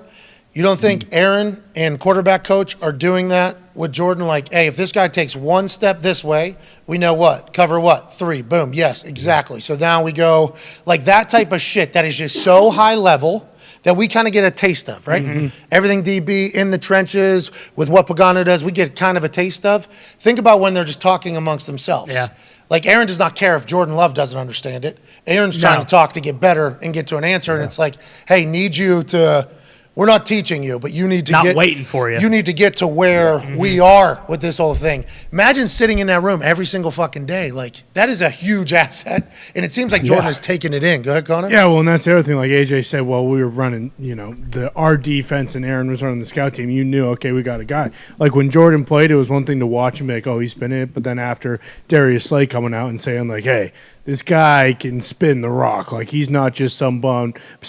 Like the Packers are going to be okay with Jordan Love playing, and that's why it does feel like whatever happens. I'm excited just to see Jordan Love play eventually, and I'm not sure if he is like not stirring beef these first few years, but wasn't there like rumblings that he didn't want to not wait behind Aaron anymore, or that he wanted to get a shot? There was just a report that if he wasn't named the starter this year, that he was going to request a trade, but I don't know if that's actually true. Not sure. That's just, Which I think we would all be like, yeah, it would make sense. Especially in the quarterback needy NFL that we're in. Right. Yeah, and he's getting towards the end of his first contract, so it's like if he has this to play, is the last year. Yeah, What's he doing, AJ? No clue, man. What do you say on Aubrey's podcast? Oh, shit. Yeah, you probably know, huh? Drunk on a cruise one night, get back. Oh, you want Aubrey Marcus's podcast? What's up, loser? No socks, no shoes. You know what I mean? Fucker. What are you doing? What are you doing, dude? Have you talked to him?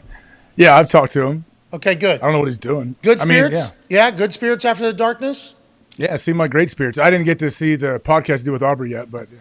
I saw a promo video for the darkness. Okay. From Aubrey. I believe it was in the video. Yep. And it was like some people spend life like either waiting or avoiding the darkness, and other people choose or seek it or something like that. Hell yeah. And I was like, holy hell, I never framed it that way, I guess. Yeah. Oh, yeah. That's an interesting. Hey, Aaron sounded like he really enjoyed it. Is that accurate? Yeah, it seems like he felt like it was very beneficial. What that means, I don't know, though. Oh, you do? Yes, you do. You do. You son of a bitch. I told you a million times I don't think he's retiring. Why would you quit? Okay. All right, put on the ticker. Yep. AJ Hawk, like I said a million times. I don't think he's retiring. You get so mad. You've been in a couple of these, like the last couple of years. Oh, yeah. Where this dude has the information. right behind that massive have the jawline that you got Mm-hmm. there. And then you go up a little bit. There's this massive rock in there. Yep. Okay?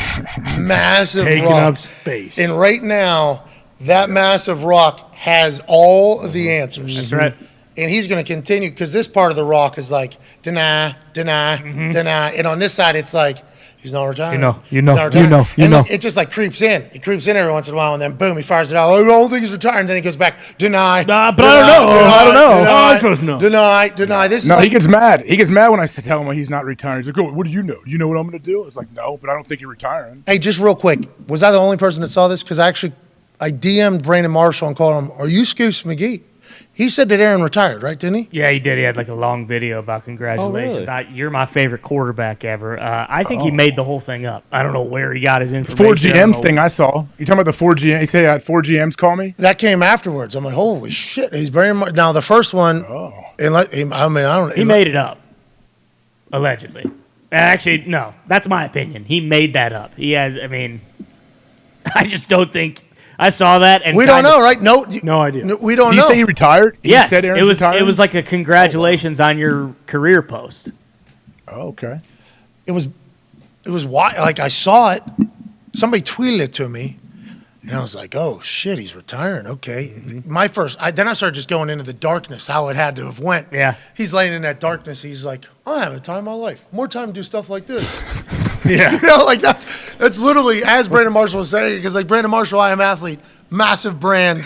Like he's very much in the media. I think he's on Fox sometimes. I think he's on ESPN sometimes. Like he is obviously crushing it. So him saying, I'm like, he must have a connection. And that's where I think, oh, he must have a connection to Aubrey's podcast. Somebody at the podcast might like maybe showed him a clip. Maybe that's what comes out from the podcast the next day. So I started thinking about all that type of stuff. Like I just started trying to piece it together. And then I texted Brandon Marshall. I said, or DM'd him, you Scoops McGee right now? Like, question mark, like genuinely. Like, curious. That's a big deal. You know, if he is, because then we know that the darkness, because every time we talk to him, we're like, he's not retiring. Yeah. No. He was giving answers, you know. He was not retiring. It's like, that's not how you're going. That's not going to be your last year. And then on Aubrey's podcast, I didn't get to listen to the entirety, but because I was golfing.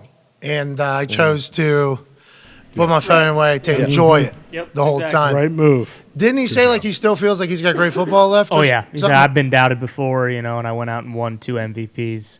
It doesn't sound like he's retiring. Yeah, and every time he's talked to us, it's like every. But if he was retiring, that is something he would do to throw you off the scent. Absolutely. And that is something that the deny on this side. You know what I mean? Just knowing him, he would love to play games, like not play games, but to think, you do not know what I'm going to do. How about him taking a shot at Rappaport in there? I saw that clip. Did you guys talk to Rhapsody about it? Yeah, everybody is entitled to their own opinion. It's a free world. Like that whole thing. that was his kind of answer. I fucking love that guy. Yeah, Rappaport. He's the best. He's great. He is awesome. Did you see him throw the ball over the net, bank off the back wall into a hole? I missed that. I saw he was skiing. I saw that. Yeah, he did go skiing. Relax. Yeah, calm and down. he What? Yeah. You know it's you all. There's either 4 to 5 different directions you could have went with that. No, but now that you mentioned it, I do have a lot of different questions. But you continue. I'm sorry. Yeah, nonetheless, the après Downhill ski. skiing? Yeah. There it is. Of course, you don't ski uphill. It's not Not snowshoeing. Yeah, I don't know. What if he was cross country's the worst. What if he was cross? What about those snowshoes? You ever see people doing that? Those look like fun. What's that? Those look like fun. I've never tried them. Oh, they don't. For how long? Like fun for how long, you think? Well, I mean, as opposed to walking in snowshoes or walking just in my normal boots. If I get all that surface area to help me out. I agree. Like if I'm going to a store in town and I got to walk and I'll see the kids Sure. later. Yep. You know what I mean? And I'm coming back. I would certainly enjoy the snowshoes. But there's people that do like marathons Miles. in the middle of like the Arctic and those things, like hiking. I guess that's their hiking. I just think of my calves just actually. I walked Hip flexors. Yeah. These last Yeah, couple. how'd that go? How'd it go? I walked. What was it? How many? 43 holes. Jeez. 43 holes. It's a lot. Course is pretty flat, or I played 18, 16, and 9. That's right. I thought I was given a hint. You know what I mean? I thought I was given a hint. Like, we're having a pretty good time. And it was like early morning, tea time next day. And the clock is getting a little bit, you know what I mean? Mm-hmm. Sure. And we're having a blast. I mean, it was a good time. Good things are happening. I'm having a good time. Conversation sparks up, and I'm told, like, hey, we hit the turn about 10:30, 10:45, hole 10. It's like perfect. You know what I mean? That'll be like a perfect thing here as we go. And I took that immediately as like, oh, that's a hint right there. Yeah. Okay, got it. Yeah, all right, sweet. All right, so I'll play the back. I'm sleeping. Yeah. And I'm sleeping a little bit. Like, hey, all good. So then I changed my night clock schedule because of what I thought happened to them. I'm getting to sleep in tomorrow. Yeah, no offense was taken at all. It was just like, oh, okay, cool. I get to sleep in a little bit longer. And then I get a wake up from somebody that maybe played quarterback for a New York football team. Mm-hmm. Sure. Door open, in room. You're going to sleep? That's what you're going to do? And what's that? Warning. You're going to sleep. That's what you're going to you're going to sleep in? Like, what are we doing? What you get to we got a hole, and you're going to, what are you going to do Twitter? You know, you're going to be, oh, that's awesome. Like that whole thing. And I was like, whoa. Immediately I go into, whoa. I was given a hint. You know what I mean? I was given, not by said person that was waking up. Another person, not even in that family, somebody else though. And he was like, almost so, I've never seen somebody that early in the morning disgusted with me. And that's tough. You know what I mean? I have never seen, it was hilarious. I ended up like almost, Eli is hilarious. Yeah. I would like to let everybody know, AJ, fucking hysterical human being. Like next level Eli Manning, hysterical human being. I was just going to sleep in though. But at playing that golf, walking the entire time, calves. It's a lot. Calves, AJ. What golf shoes did you wear? I wore their same J's, yeah. Wore the same J's that we wore. Because I assumed they're broken in now. Yeah. Smart. My issue with them was I wore them brand new and walked 18 holes for the first time in my life in a round that didn't count towards the tournament. That, you know, I probably could have just rode a golf cart in. Sure. But AJ Hawk and Aaron Rodgers basically told me nobody rides a golf cart. Yeah, everybody does, except for AJ and Aaron pretty much is the case. But that's a whole experience, AJ. I feel better than I felt at Tahoe, but certainly locked up a little bit last night in the middle of my sleep. That's a tough thing that the golfers do that we never really even think about, I don't think. I guess you got to get into like that walking golfer shape, up and down hills, hitting the shot, and taking time in between. Yeah, that's why you're doing the thing with the, you know, with the simulator. You're hitting a shot, going to the treadmill, walking incline, and then you're going back to the simulator. The issue with the simulator too, I found out. What's that? Tough. Whenever you're just like standing on a side of a hill. Oh, like a hill. Yeah, you never get. There's no flat. You don't get any flat stances. Can't simulate real that. golf. No, you put a textbook or something underneath it. You know, when you're doing like you're actually having hit like that. You're doing this. You're like, yeah, this is probably proper enough choke down, right? Yeah, off the fucking thing. About midway through, let's just baseball bat that thing. Well, you can't baseball bat that because it's plugged like this far or whatever. So we got to go like down through and got that. Yep, got that. Boom, right back into a worse spot behind you. Oh, all of a sudden we got a 10 on the scorecard. That was fun. The round was a blast. That happens. That is the downfall of the simulator, I do believe. I learned quickly, AJ. Well, especially any nice course. You never have like a flat stance wherever you're hitting the ball, other than on the tee box. All right, let's get to a break. We got Denny Thompson on the other side. That's great news. Denny Thompson is Anthony Richardson's quarterback coach, guru, has been with him since his freshman year of high school. Anthony Richardson, quarterback out of Florida, is going to be the name allegedly on Monday that we say did the combine. Crushed it. Anthony Richardson did the combine. He's the guy now. Potential number 1 overall. Really? Yeah, I have sources inside the Carolina Panthers organization that said that the combine proved what they thought all along. Anthony Richardson is a once-in-a-generation type player. They are looking to trade with the Chicago Bears. Like, that shit could happen after a performance at the combine. That is how this thing goes. We're now in our 3rd offseason. Going every single day. Yeah. We know the game a little bit. That's right. We know what week is Let's next. talk to his quarterback coach on the other side of this break. Hi.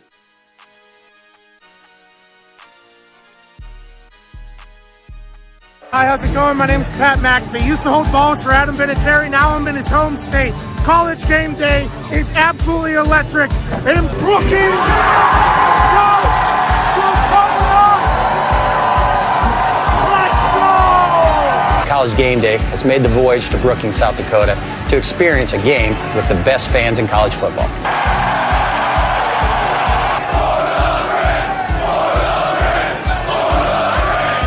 I unfortunately cannot attend because I have a game this Sunday, so I sent a man I trust to make my picks.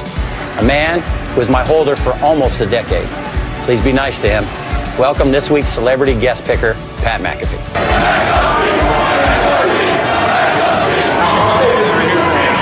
Go big, go blue, go Jacks.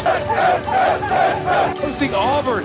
Yes, everybody saw this. The best fake punt in the world. What do you think, Pat? I absolutely loved it all the way up until execution time. That is not one we like to show in the brand headquarters and punting and kicking world. Oh, dance off. Oh, let's get weird. Yes. Duck that, huh? Bang! Right off the top of the dome. That makes it a lot easier when you got a dummy standing right in front of you like that. Running. He's Hallelujah! Daniel Russo. Wax on, wax off, knee to the face. World Series. Go, yes. go, yes. These teams stink. With that 15, they celebrate by doing shotguns, and I'm a big fan of that. I'm going with the University of Virginia Cavaliers. That was great. Whoa! And I will never, ever in the history of my life cut against that ball. Oklahoma State is a win here. Not so fast again.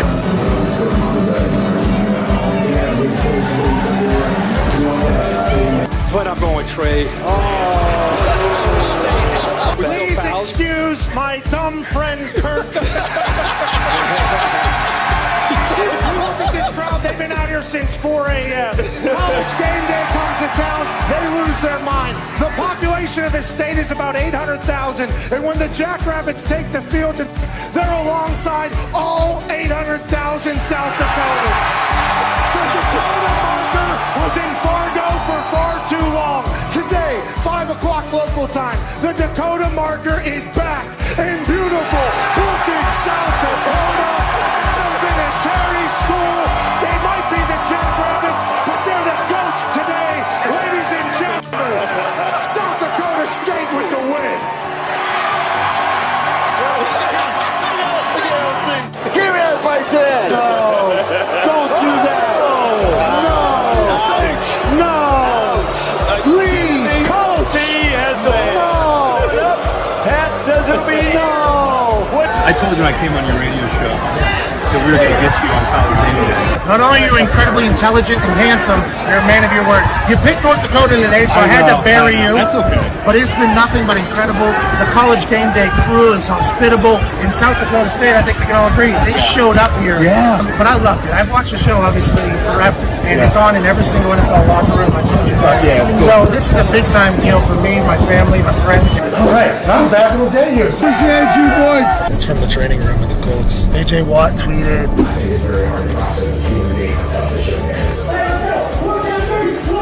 have texts from every human that I've ever done television with, like since way back in the day. They're like, we knew this day would come.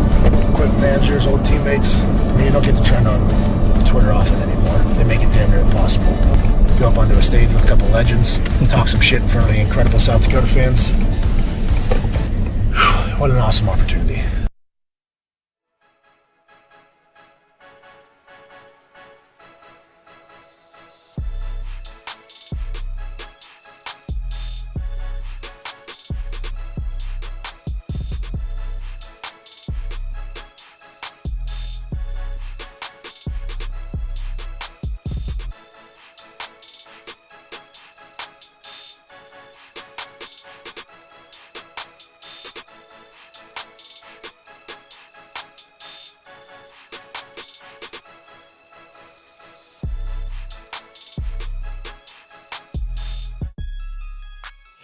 Welcome back to the program. It is Feel Good Friday, March 3rd. It's been a hell of a week. Hell yeah. A week I'll talk about. Probably for the rest of my life. For a long time. And we can't be more pumped that this guy's back, AJ Hawk. And joining us now is the founder and owner of 6 Points QB Talent Develop in North Florida. Also on 92.5 FM in Jacksonville, Florida. Anthony Richardson's quarterback coach since Anthony Richardson was a freshman. Also worked with Brock Purdy. Ladies and gentlemen, Danny Thompson. Hey! What's going on, boss? Hey, awesome to be here, guys. Denny, thank you. I'm tucked away in a coat closet. Yeah, it's okay, man. We assume that the service is going to come and go. It's the middle of Combine. You're downtown Indianapolis in the middle of a massive weekend. We appreciate you joining us. To put Kirk Herbstreit over even more, he's the one that connected us. So Herbie's the man. Denny, we appreciate you taking time. Let's dive right into this. Anthony Richardson's going to win the weekend, win the Combine. Everybody thought it was going to be because he was going to run fast, jump high, throw well, do everything like that. Early reports are he's been the greatest interview. Oh, no. No. Shoot. It's legitimate. It's dumping water right now in Indianapolis. Yeah, People don't know. TVs are just completely stopped. There's flood warnings everywhere. These are down? Dude, windy. Last night, getting trying to go to bed last night was going to be difficult regardless. But the wind and storm all night was loud.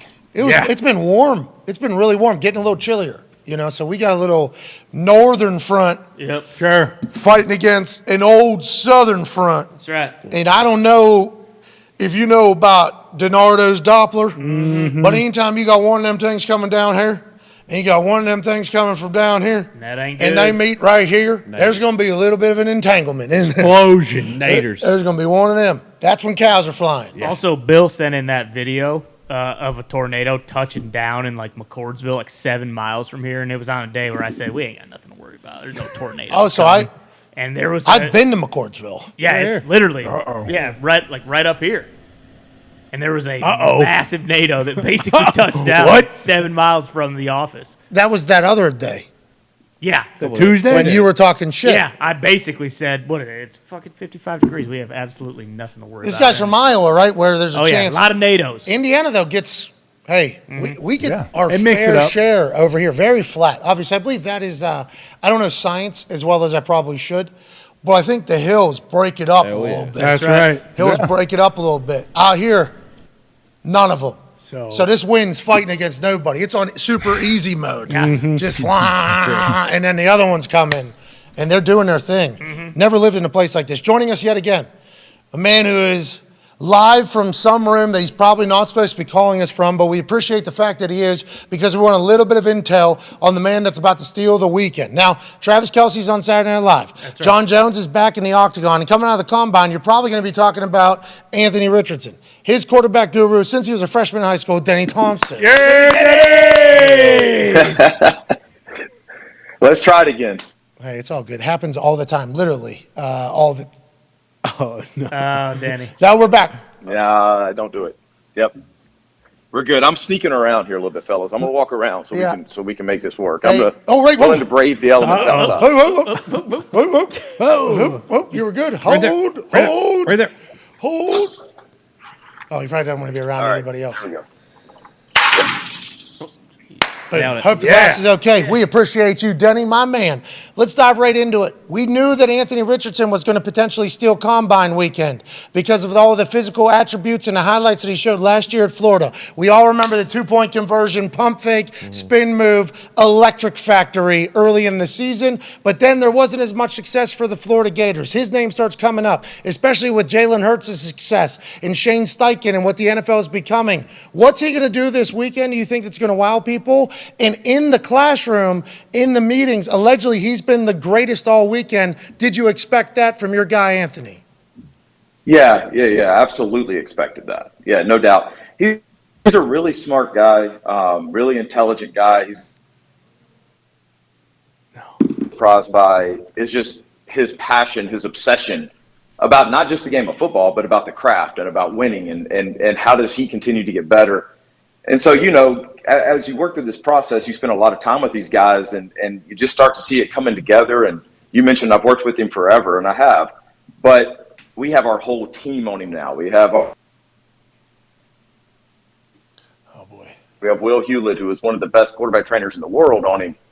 And it's just his drive to get information and his drive to be better is the part that's going to make him separate himself from the rest of the people. That's amazing. I can't wait to watch it. Can't wait to hear it. And sounds like a perfect quarterback for the Indianapolis Colts. AJ, you have a question for Denny?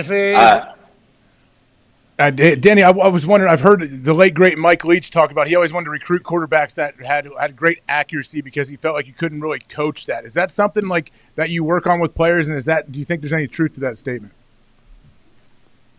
Yeah, I think there's a lot of truth to that. I think the inaccuracies come from a bunch of different variables, right? It's are the receivers in the right places, the timing the right thing, is mechanically, all that kind of stuff. And so once we really dialed into mechanically how we could kind of stop over rotation because he's a big, powerful athlete, the accuracy kind of fixed itself on air, right? Now, we'll see as we go through. But he's not, I wouldn't call him an inaccurate thrower, and I think that's something else. The ball pops out of his hand. He knows where it's going. I don't think that's going to be an issue long-term for Anthony, but I do agree that for some people it is a major issue. Yeah, I think so. Like fundamentals, the accuracy is an indicator that something's wrong, right? Right.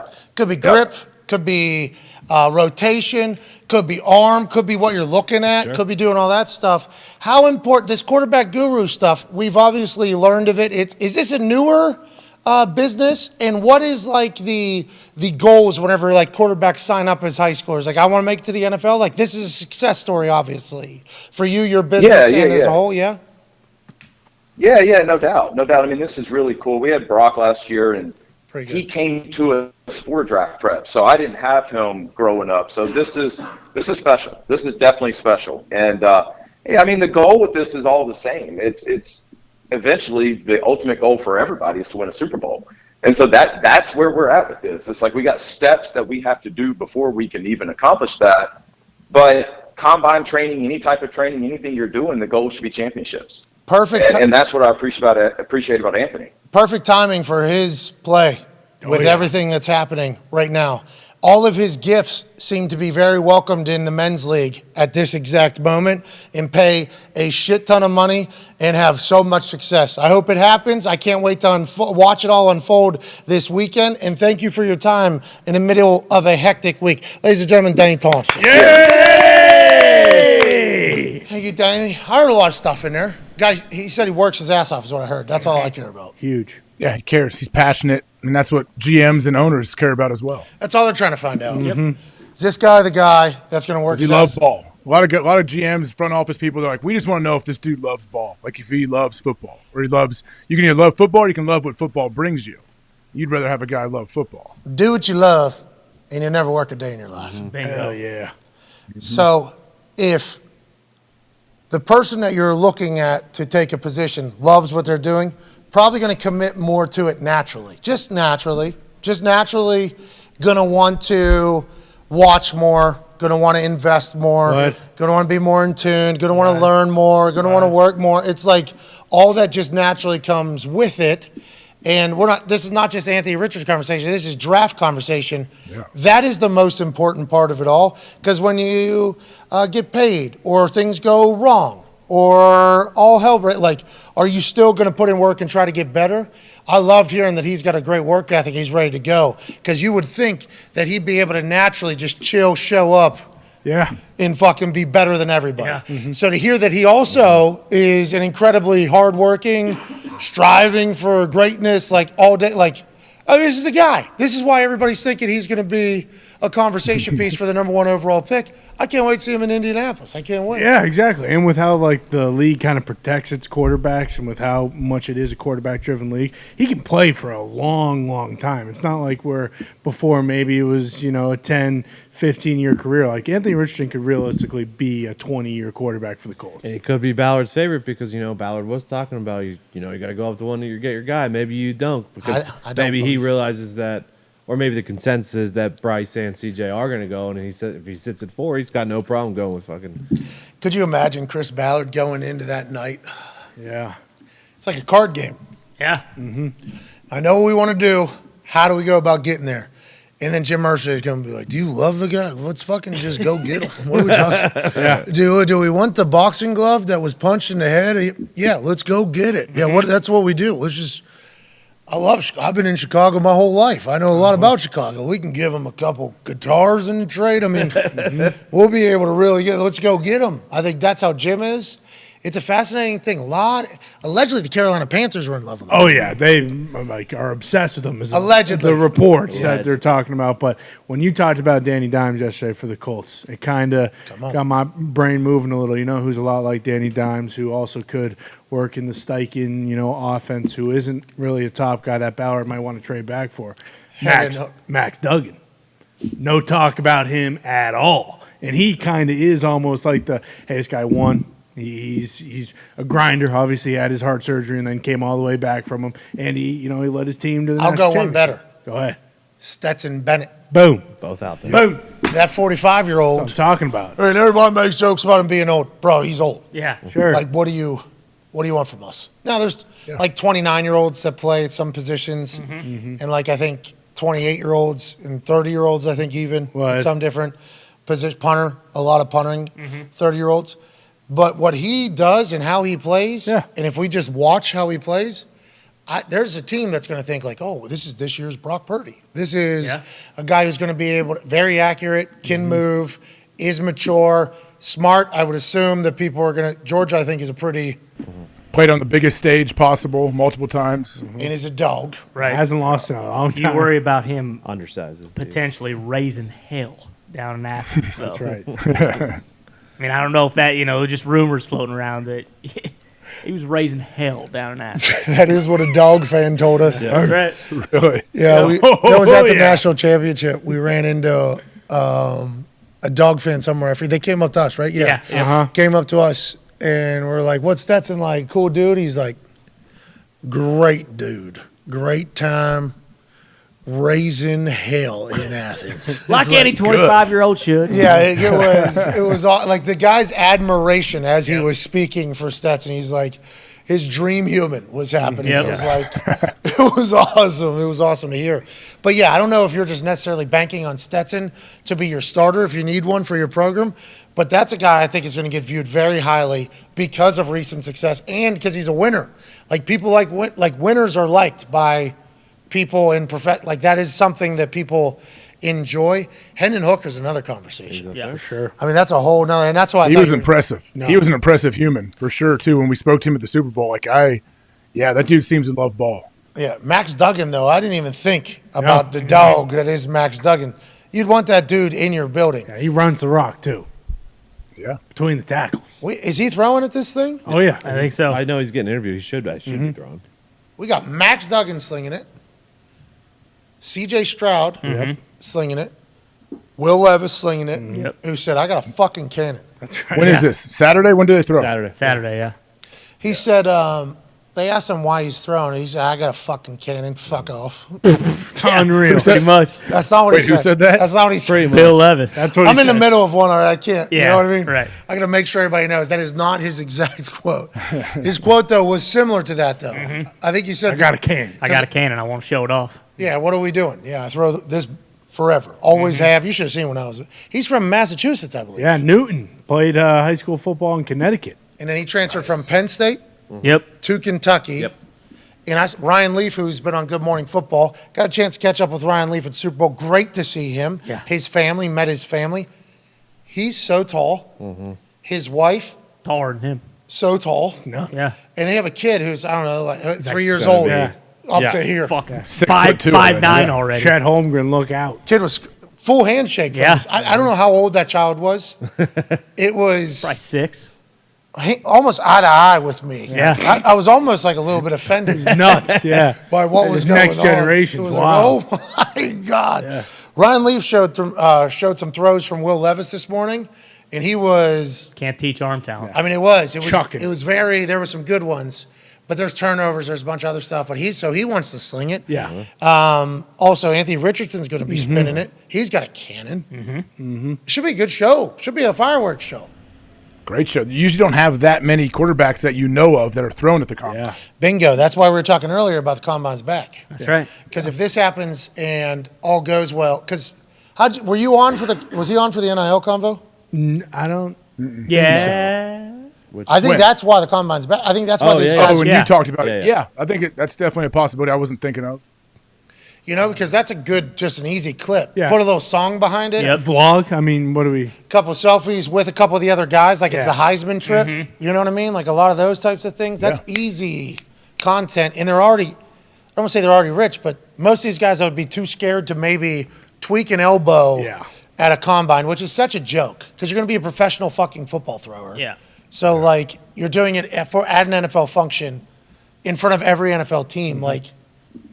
You would think that you would not be scared that you're going to get injured, but I guess it is extra wear and tear. That's right. Whatever the case is. But I think it's always been like scared to drop in stock, lose money or whatever, draft stock. Yeah. They already got money. If a guy's already known, hey, you're going to be a top 10 pick, they're like, hey, there's no reason to throw at the draft. Or the combine. It can only hurt you, basically. Yeah, your draft stock. But if you already got money and you know you're a baller. Yeah, you're going to get drafted. Like I know. You're confident in what you can do. As we see, these quarterbacks seem to be very confident. C.J. Stroud, didn't he say he's the best one there? And you can make content. Yeah, I think there's going to be some good competition. I heard you kind of take a shot at Layar through Denny in defense of C.J. Stroud. Yeah, you did. You asked the accuracy question. I guess that is something that has been brought up about Anthony Richardson. Oh, see, when he used, I did not mean anything towards Anthony Richardson. I don't know enough about Anthony Richardson to know if he's not that accurate because I thought his arm. I was just talking in general. I thought we were talking in general. I want to be like, hey, can you make a guy accurate if he's not accurate? That's you were trying to debunk a theory almost. Yeah. I thought that was the case, and then when he took it the way he did. I was like, maybe AJ maybe this is a big talking point that we don't know about. And AJ was like, CJ Stroud, incredibly accurate. Interesting. Isn't that the biggest thing? It's weird. That's what I thought. Like, as he was giving his answer, I was like, of course, AJ. I didn't want to stop. I wasn't going to interrupt him, but I wasn't talking specifically about your guy there. I was just in general. Yeah, because that is a real question. In a lot of teams, if they see a guy as inaccurate, it is a big strike against them. Yeah. But once again, at the combine, nobody's expecting them to be picture perfect on accuracy because they've never thrown with these guys before. Like these aren't, and that's a real thing that happens at the professional level. That's why when a brand new wide receiver comes in and it works immediately, you got to give a lot of respect to the quarterback and the wide receiver for figuring each other out quickly, whether it's through reps or good conversation, good intel, everything like that. You got to know about it because the amount of reps that go in to build chemistry is bananas. Now, the person that I got dropped into the NFL, who's the quarterback of the team that I was on, is like the king of this. I think is what he's known for. Peyton Manning and his quarterbacks, the amount of reps we're getting just on, we're doing this route and we're going to do 7,000 of them. Then we're going to do this one and we're going to do 7. Because he was throwing that ball when people were nowhere near breaking or turning their head, and he's just expecting them to be at this exact place. And we worked it, and it worked. Yeah, it worked for a long time. That's one way to understand what a guy is. Then there's other conversations, and some people just gel well. So I don't think anybody's expecting them at the combine to be immaculate. I just want to see the show. You know what I mean, AJ? Yeah. Chuck it. Yeah, and you could show, like, even if let's say you overthrow a couple guys, whatever, I don't think they'll hold it against you. Like, you want to show, hey, I got an NFL caliber arm. I got a live arm out here, and I'm going to show you right now. Dude, a guy just doing, and then think about CJ watching Anthony Richardson do one of those, and then Bryce Young's not throwing, but he's going to be standing there watching this whole thing. You show that you're a competitor, too. You show that you're not scared to compete. I love the big stage. I can do it when it matters, all that stuff. Yeah, because you're answering right afterwards. So you don't understand at a beer pong table? Exactly. And your partner makes a shot, okay? Massive advantage if you make this. Absolutely. And now everybody in the room knows. Everybody in the room can feel it, okay? There's like a little pressure on that, unless somebody's way too intoxicated to even realize the moment. There's a little heat on that. That's every single throw at this thing for these, because if, let's say Will Levis, I got a fucking cannon, does. Anthony Richardson, known to have a great arm, like strong arm, right? He's up next. Now here we go. And just like even like outs, flicks of the wrist, like there's going to be like some, you know what I mean? Like I'm excited to see the show that these guys put on. And I think it's good for everybody if they continue to do it. The content should be ridiculous. Here's all the quarterbacks that are at the 2023 NFL Combine. Guy out of Shepherd, Sweet, Tyson. Baggin. Stetson. Malik Cunningham out of Louisville. Hey, quietly a dog. Also a dog, yeah. Watching him play is electrifying. Max Duggan, okay, here's the dog. Jake Hayner, Jaron Hall. All right, he's a player. Jake Hayner's Bears' favorite quarterback in the draft. Real? Yeah. They might take him at 1 then, is what you're saying? Hendon Hooker, Will Levis, Tanner McKee, Aiden O'Connell out of Purdue. Hey, Aiden, like 5-6 years, right? Walk on. He's been there the whole time. Mm-hmm. Did he do it against Penn State or Clifford did it to them? Oh, yeah, the very first game of the year? Yeah, On Thursday night. Yeah. Clifford did it to them. Aiden was a player, though. He was like a big-time reason why Bear would be either pro Purdue or not for Purdue. It was always something in the conversation. Anthony Richardson throwing, C.J. Stroud, Dorian Thompson-Robinson, dog. I got to call his first game. He was out of Las Vegas. What's that high school over there? Bosco, maybe? Bishop Gorman. Maybe that one's up. There we go. And he was highly touted freshman Chip Kelly offense playing against Cincinnati.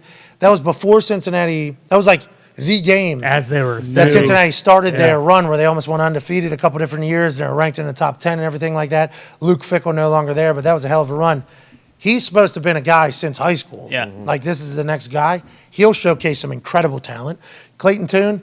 And then Bryce Young, who will not be throwing. We got a show this weekend. Hell yeah. Go, Bo! No.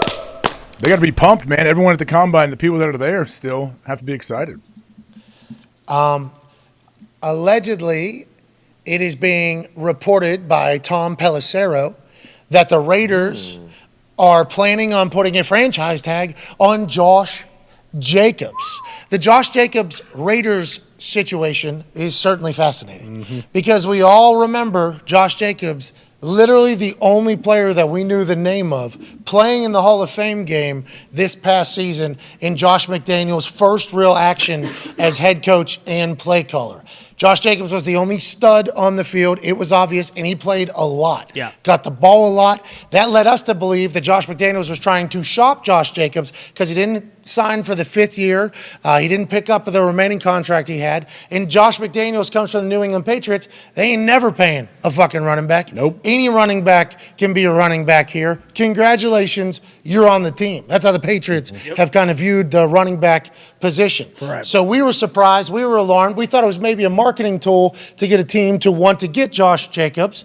Then, as the year goes on, Josh Jacobs becomes the guy, gets a C on his chest. Reports come out that Josh Jacobs and McDaniels were able to get back on the same page. Josh McDaniels loves him so much so that Josh Jacobs broke his thumb. And then the next play he came in, Josh McDaniels was like, we're going to need you to throw. Throw it. We're going to need you to throw the ball, too. Like, he became the weapon for them, even though Devontae Adams, obviously Devontae Adams. Devontae was the weapon. Let's not get crazy. But Josh Jacobs was a massive piece of that offense towards the end of the year. Didn't win as many games, but still had great performance. Now, allegedly, they're going to franchise tag him. I think it's a good move by the Raiders. I think Josh Jacobs obviously hoped for a long-term deal if this is the case, but that Hall of Fame game was wild to witness. And then all last season, the growth of the relationship was kind of cool, I guess, but I did not expect it at all because I've always had immense respect for Josh Jacobs, the player and the human, AJ.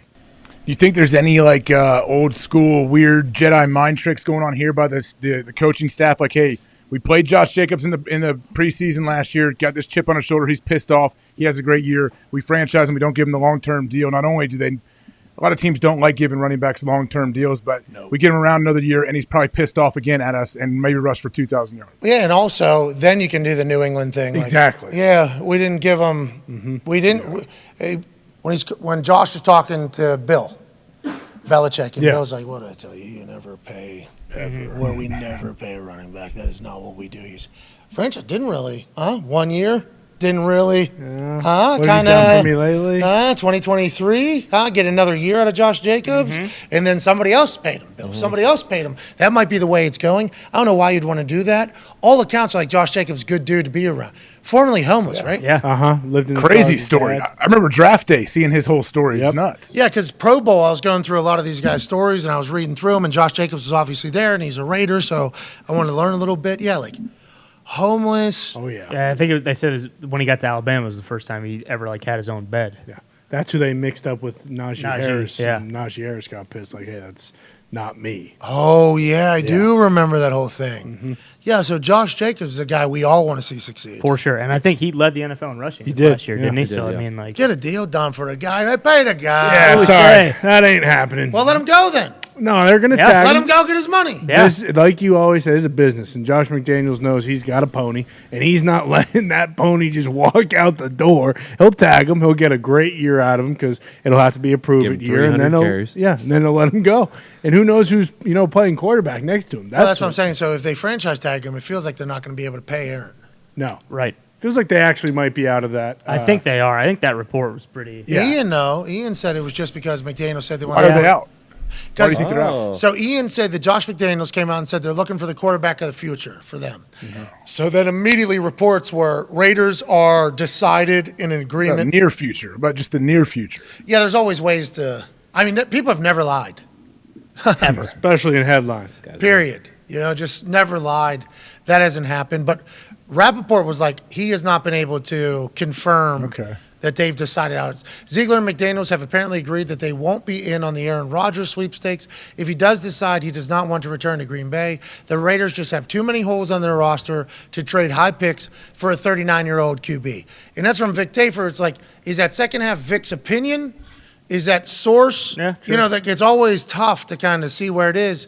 And then Rapp said that he couldn't confirm it. It all came because of what McDaniel said there, which is a valid statement. And it's true, though. I mean, like, if you don't know that you're getting 2 years out of him, it's tough to imagine that. Because, like, if the Packers were to trade him to Las Vegas, like, they're going to want the 7th overall pick. Yeah. Like, they're going to want that pick. That's going to be included. It just absolutely is. There's no way the Packers are going to trade Rodgers for a second-round pick or whatever. Like, that 7th overall pick is absolutely going to be part of that package, and they're probably going to want a young player, too. That's what they've been saying. If they are going to trade him, it's going to be picks and potentially young players, too, and that does just seem like if you potentially are only getting him for a year, that's a lot to give up. AJ, is he selling this because he don't want to lose Aaron, or you think there's some legitimacy to that? I don't know. I mean, what if they talked to him? They felt good about him playing 2 years. Whoa! Well, that's what I mean. If he Put was, on Tigger. Put they on might Tigger. be more inclined to do it if that was the case. AJ Hawk says, what if the Raiders talked to Aaron and Aaron said, actually, I'm playing a couple years. And they said, okay, good enough. We'll do that. We'll make this a 10-year deal. 8 voidable years. He said he would be open to restructuring. Rework his contract. And then they're able to do it. Then things change. And at the press conference, they would say, well, when we chatted, we didn't know where Aaron was actually in the darkness. Is that what you're saying? No, I'm just saying, like, I don't know. If they really want him, you could get very creative. Packers get the 7th pick, get a second-round pick, and probably Darren Waller. Are you reading his body language? A lot of people are doing it with Murdoch when he was testifying. Are you reading his body language? We all knew that guy was fucking guilty, but AJ's voice inflection and everything has changed this entire Raiders conversation. Tone Diggs is a body reading expert. What else? Did you see anything in his face that changed? So he thinks His Diggs, eyebrows you think went- that I think Aaron's going to Vegas? I do think that, yeah. Oh, okay. Your eyebrows Interesting. went up. Interesting. You think Nostrils flared. Yeah. Penis got a little hard. You always looked up and to the left. Did it really? Yeah. Did you hear the thud? I have an under desk cam for AJ. You got a cam on your laptop? We did not have that in this office. can't do Yeah, that. we I have did. it on my Wait, computer. what? I had Bill install it for me. I believe he's peeking in on Staring directly at your Every time you take a piss under your desk, I can see when. Nice. That's interesting. I thought you heard it because I hit my computer. I thought you thought that was him hitting the desk. I don't know. I don't know what's going to happen, man. We know what the Raiders are going to do. Come on, AJ. You don't know?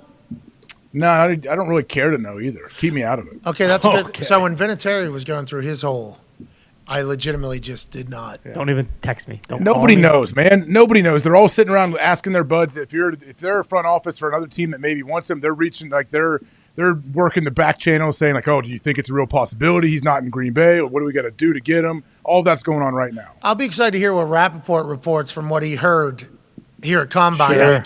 Because there will be a team executive who has zero connection to the Packers or to Aaron Rodgers. That could no, we're not saying this is what Ian does, and Ian obviously and the insiders have to do what they do. But you could frame a team executive tells me they think that blah, blah, blah, and blah, blah, blah. That carries a lot of weight because team executive is a powerful title. But there's a chance that literally that team executive has never met Aaron. Right. Never talked to anybody in the Green Bay Packers organization, and they're just going off of what they're hearing. So you're thinking that nobody knows. So I think they're in the dark. I think they're all like, "Hey, is this dark. a real possibility?" Wow. Whoa. If we go like, if we try to jump out there and make an offer for him, is it real? Like, is it possible that this could actually happen? I think there's many teams with that right now. Speaking of darkness, I heard the poops went flawlessly. 2 wipes, every single one, allegedly. Was that a report? That was That's what reported. he said, yeah.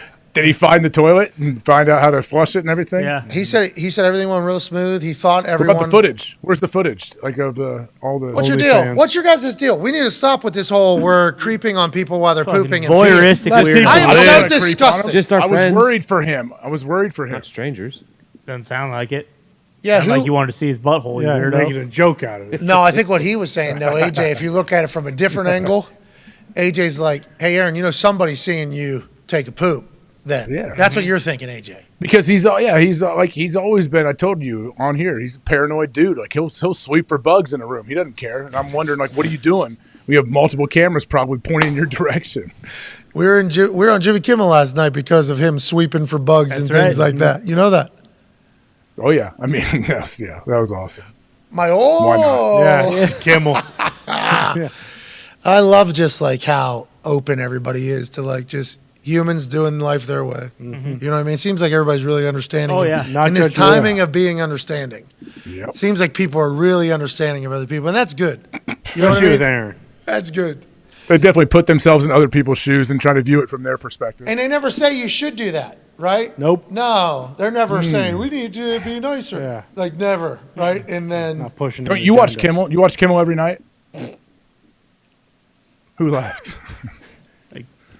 I have seen a lot of clips from Kim. I was also on the unintentional joke of the year. That's right. That was good. That was good. Joke of the day.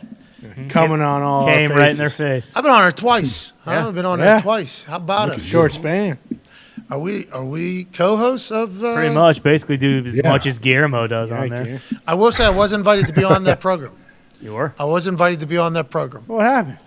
There's no way I was staying in LA for 11 days in the middle of that whole. The most important time of the NFL season. Yeah, there's no way. I am so sorry. Kimmel. I gotta get home. Kimmel's a big NFL fan, isn't he?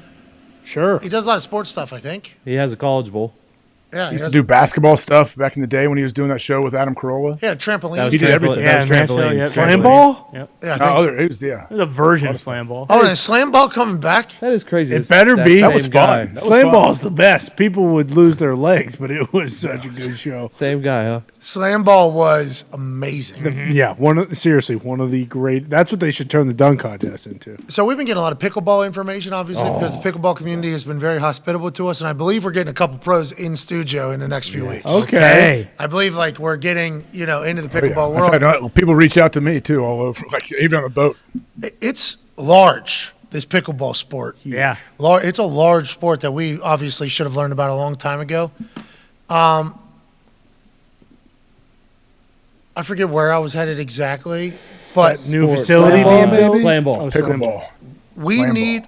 In my head right there, I just had us. Our pickleball court's going to be amazing in here. Oh, yeah. I was just thinking about what we're piecing together. Yeah. I just got lost in my vision of what this is about to be. Mm-hmm. We need to think about figuring out how we can make this a slam ball court every once in a while as well. That would be Wheeling yes. trampolines.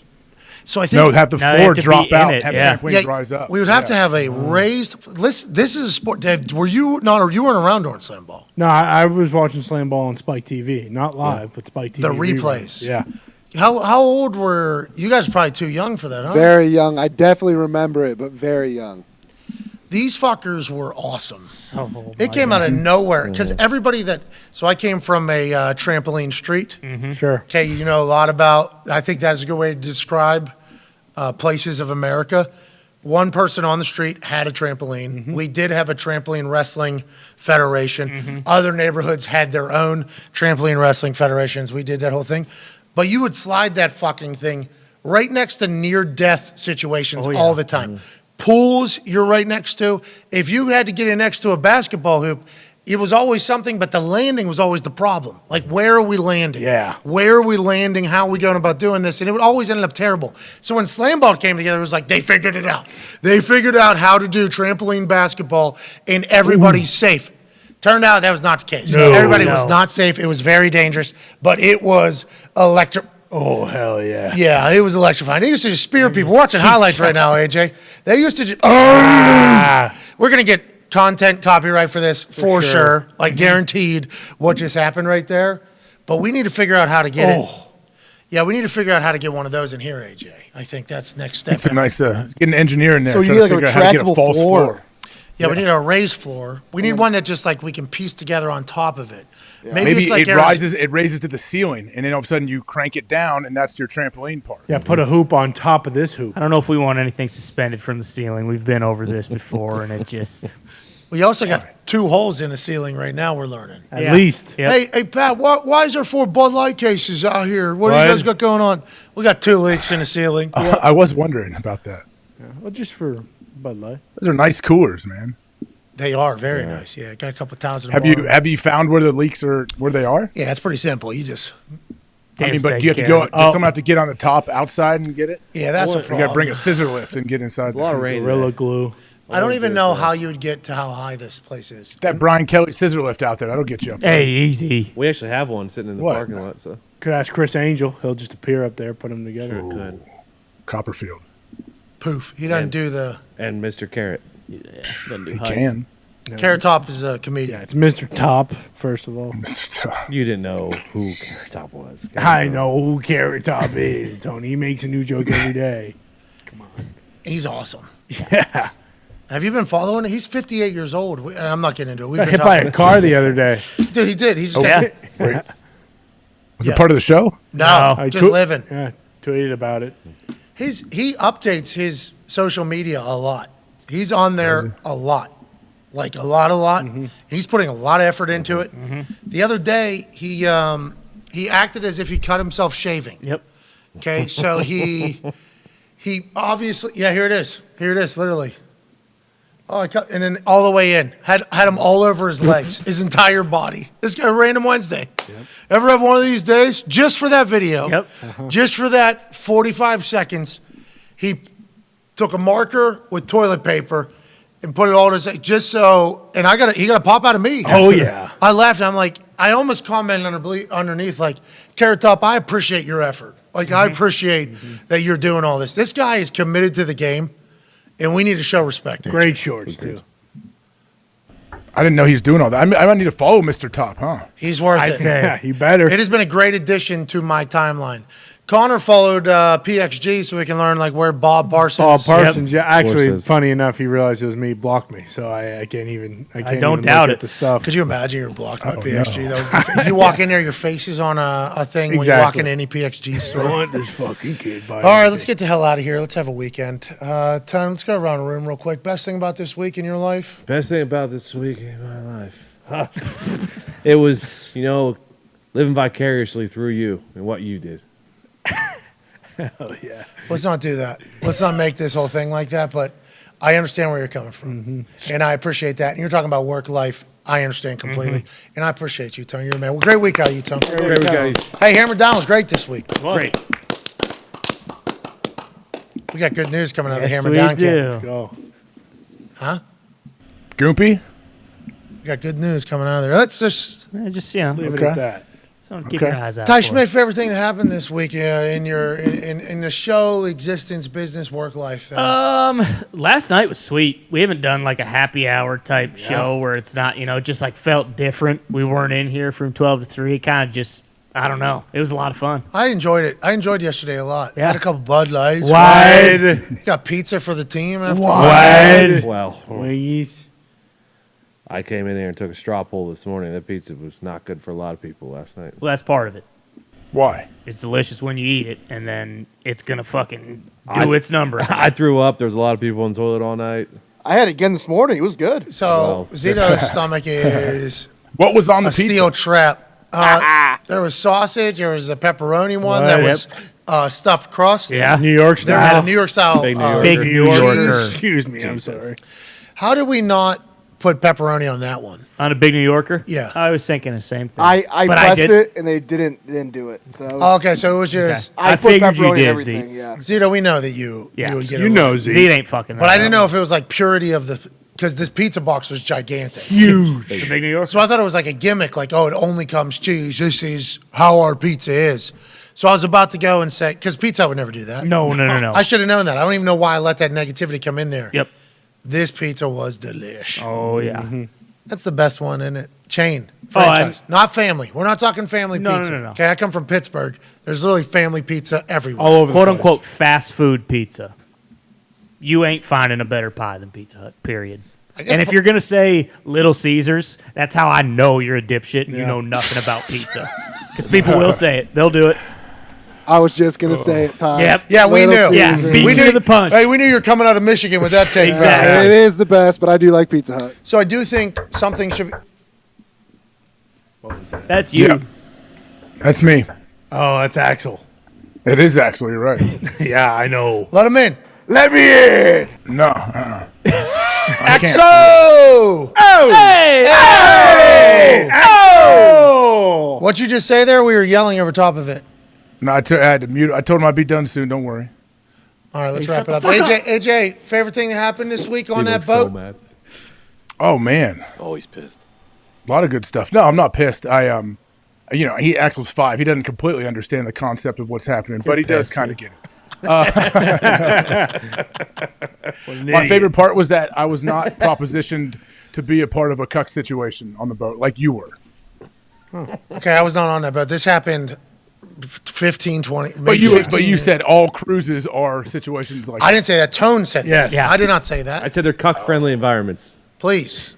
Well, hey, Which they are. Whatever you're into is cool with me. I don't care. But Tone is like noted cruiser. Big cruise guy. Likes cruise. Has gone to bat Why? for cruises in the past when they come up in What's his conversation. favorite thing about a cruise, you think?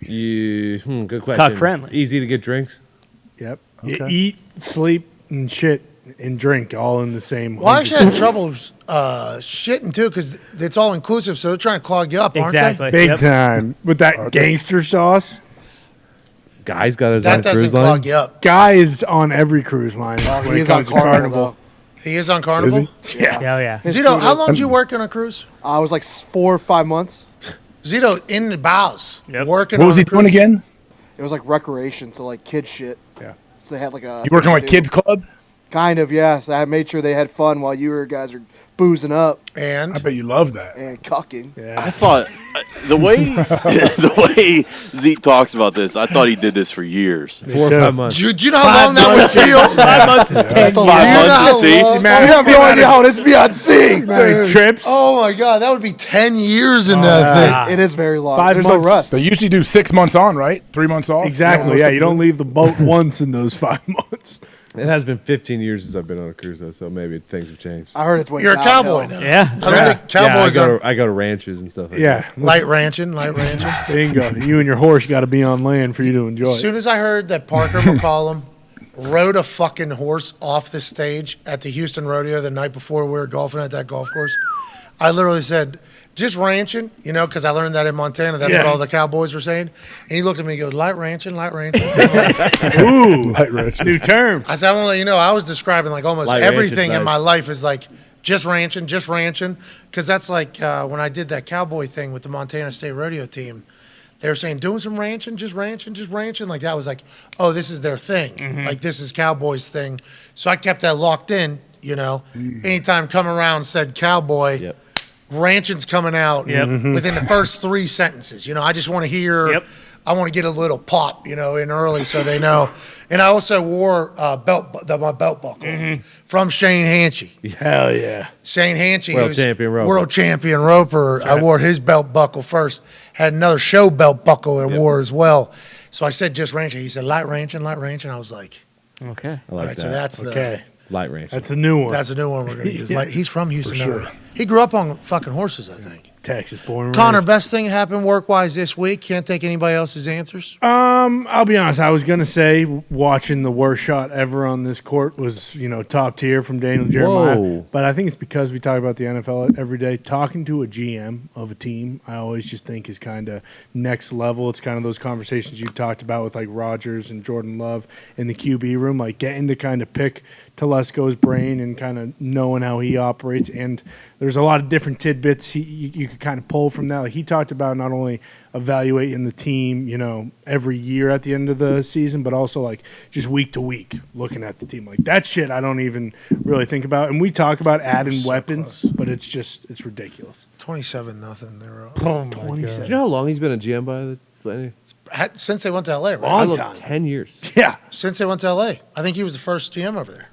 I think he was at San Diego for 1 year. I did not realize that. Man, I think he was in LA. He's been the guy. Yeah. They were so close. Yeah. So close. So promising. Again, this year, we're going into the season, we're going to say the Chargers look really good. I'm not losing sleep over Justin Herbert's deal. That was a big takeaway from me. Yes. All right. What was your big takeaway from this week? Come on, what are we talking about you? Well, come on. AJ Hawk came back off that boat alive. Unbelievable. That's right. It's great news. I am alive. But are you living? Sometimes you get caught out, go to SeatGeek, experience something live, Hell yeah. and live a little bit. There's been stories in the past, these boats just get stuck at sea. That's right. There's movies about it. Yeah, or Lost at Sea. Bingo. No, I was talking about Poseidon, but Oh, that's where they get Gilligan's lost. Island as well. Rogue Wave that comes too. and Bermuda flips Triangle. a cruise ship Pirates, upside down. It's a too. good Yeah. movie. Kurt Russell Pirates. says- Captain What's that one Sully. that Tom Hanks is? I'm the captain now? Yeah. Captain Yep. Sully. No, Captain Phillips. Yeah. Oh, Sully's the pilot one. How about the SEALs that just drop into that thing and then they have to make a snipe in the middle of the ocean? Oh, yeah. All right, this is what we're going to need out of you. You know how you guys got to steady your heart and all that stuff? Think your heart's going to be okay. The problem with the steadiness is going to be, we got to we're in the middle of an ocean. A lot of chop out there. They should have brought a gyrosphere. Windy. Smart. What would that have been? That would have put them up in the... It would have no bouncing. Oh, so it's like you're in the middle of two suspensions almost. yeah, Yeah, you're no just matter what's dead center the happening. whole time. Oh, So so you only got to worry about that buoyancy on that side. So it's like a good rig that they have for cameras. Yeah. Oh, Steadicam. yeah. Yeah. Oh, the ones that Yeah. you see of those kids running. Yeah, they should have brought a Steadicam for the SEALs. They should have. That's right. Next time. Next time, think We're about just making that. them better. Make it a lot easier. Wake up, Navy. I know General Bob Carpenter's still out at sea. This is what you're missing, and instead you're talking to us. This is what's going down right now. There we go. Just guys being dudes, you know. Hey, it's Tom Cousineau, that headband Tom Cousineau, #1 overall pick as a linebacker. Dog. Really? Dog. Hashtag gas station ready. What does that mean? They're ready to just fight somebody at the gas station? That's a Schlegel term. I'm not exactly sure what that even means. Ready to rip, Sigs. He is shredded. Huh? Who, Bob? Schlegel. Both of them. Yeah, both look of at them, Bob.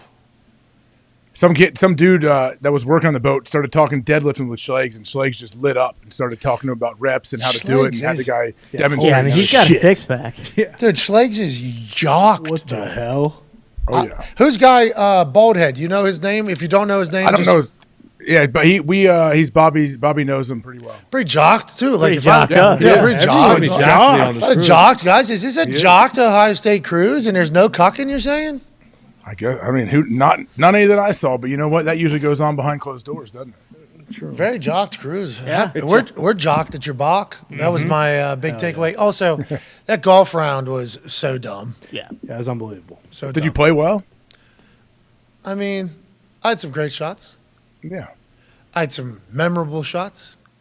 Also picked up a few holes where it was like, all right, That's going to happen. Yeah, that's golf. good. What do you want us to put on the scorecard? Wherever Max is, bro. Put it on there. DNF. Just write not complete and around. And wait till tomorrow. I'm not even going to be here first couple holes because that's Man told me. Fuck. it was awesome though, bro. It was incredible. It's something I'll talk about for a long time, and it was a good getaway. But I've been doing too much of that. Next week we're back, aren't we? Hell yeah. It's a big week. Yeah. What is it? Right before? Yeah, right before free agency. Yeah, time so- to get axed week. Also, conference championship. I mean, March Madness is here. When? Next Yeah, week, conference conference championships start. Okay, so this is when we all get into basketball. Bingo. This is when we all get into college basketball. It's happening. Is Ohio State good this year? No, they are not going to make the tournament. Iowa's good. Yeah, they're going to make the tournament. Purdue's good too, right? Yep. Very good. Indiana. How's West Virginia? I don't think they're going to make it. They're on the bubble right now. They're going to if they win a couple games in the Big 12 tournament, they might be all right. Michigan State? They'll make the dance. No, they won't. Always do. Second longest streak in the NCAA. That's Izzo. I was just wondering if we had any ties to any teams that had any chance of doing anything. No, Purdue will choke again too, unfortunately. 'cause Iowa's they hot always right do. now. Indiana's team, though, right? Indiana? Indiana's They were. good. Iowa beat them by about 25 at Indiana the other night. So I'd take from that what you want. Dukes might make But, the tournament, so that'll be fun. How are they? We got a good underdog pretty solid story? squad. Exactly. I don't care about these big schools. Who's the underdog this year? Who's the mid-major? Yeah, who's the 15 seed I'm betting on? Who's going to get hot from the three-point line and just have a bigger... Sister Betty's team coming back? Son of a bitch. Oh, you remember when Sister Joan was fucking out there for that school in Chicago? Yeah, they're still doing definitely it. not Joan. Is it Joan? Jean. There it is. I was a lot closer. You were so confident. She's still doing it, too. In my head, I saw Sister, and I saw J, and I saw an N in there. Yeah, you're right there. In my like and an A. because I saw it on a screen on a graphic. I saw her sitting there in a graphic. So that was what I had. I was in that age too, Joan. Oh yeah, potential. Last year, we Spring had chicken. St. Peter's and Doug. Oh yeah, Doug Edert. Yeah. Oh yeah, from New Jersey. Yep. And then he transferred. I don't even know if he's still playing. Yeah, he transferred to the Lakers, Tony. Playing in the league. All right, so we got a lot to talk about. Next week is Massacre Week in the NFL. A lot of cuts, a lot of moves made. Anytime you hear somebody talk about a cap casualty, that'll probably be taking place next week as rosters are trying to be constructed with free agency the next week in mind. Excited to see more franchise tags. The Washington Commanders have used theirs on Mr. Payne, who's a D tackle, and Evan Ingram, who's a tight end for the Jags, has been franchise tagged. Will Josh Jacobs be tagged? Will anybody else be tagged? All that and reaction to the combine that's going to dominate. John Jones fight, he's winning, right? I'm on John. Yeah. Man, yeah, it's hard to pick against John, but yeah, glad to see him back in the octagon. It'll be fun to watch. I saw him fight against Glover Teixeira. You're damn right. In Baltimore, live. And if he has a reach on you, he knows how to utilize it. And I think he has a massive... He's a reach on everybody. Yeah, not just but on everybody. But I think this week he has a massive reach advantage.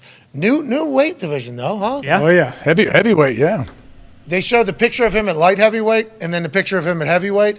It's like John Jones knew he was coming in heavyweight, though. That's right. Sounds like he is just a dog. Remember, older brother, obviously defensive end for the Raiders, and he put Mac Jones through the ground at Sin City, through the ground in a stiff arm to the face while returning a fumble recovery pick six to win the game against Patriots. That's one of his brothers. Yep. And his other brother, Arthur Jones, was a D tackle for the Ravens, won a Super Bowl, and then he came to the Colts. He was like 345, 335.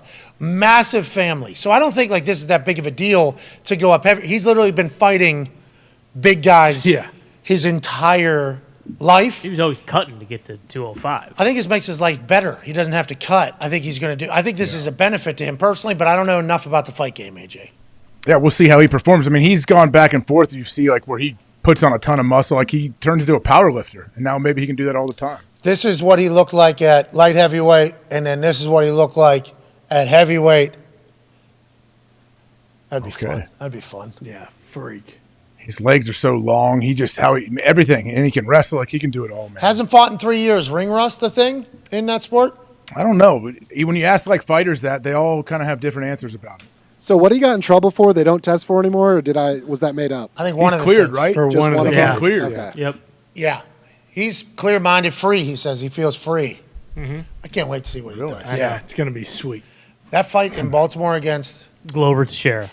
He controlled that thing. And I know that guy's a great fighter, right? Oh, yeah, he throws bombs. Incredible fighter. Heavy hands. He could have ended that thing, I think, in my eyes, just these dumb eyes, like 4 to 5 different times. It felt like he was just fucking. And that might have been fucking with the guy.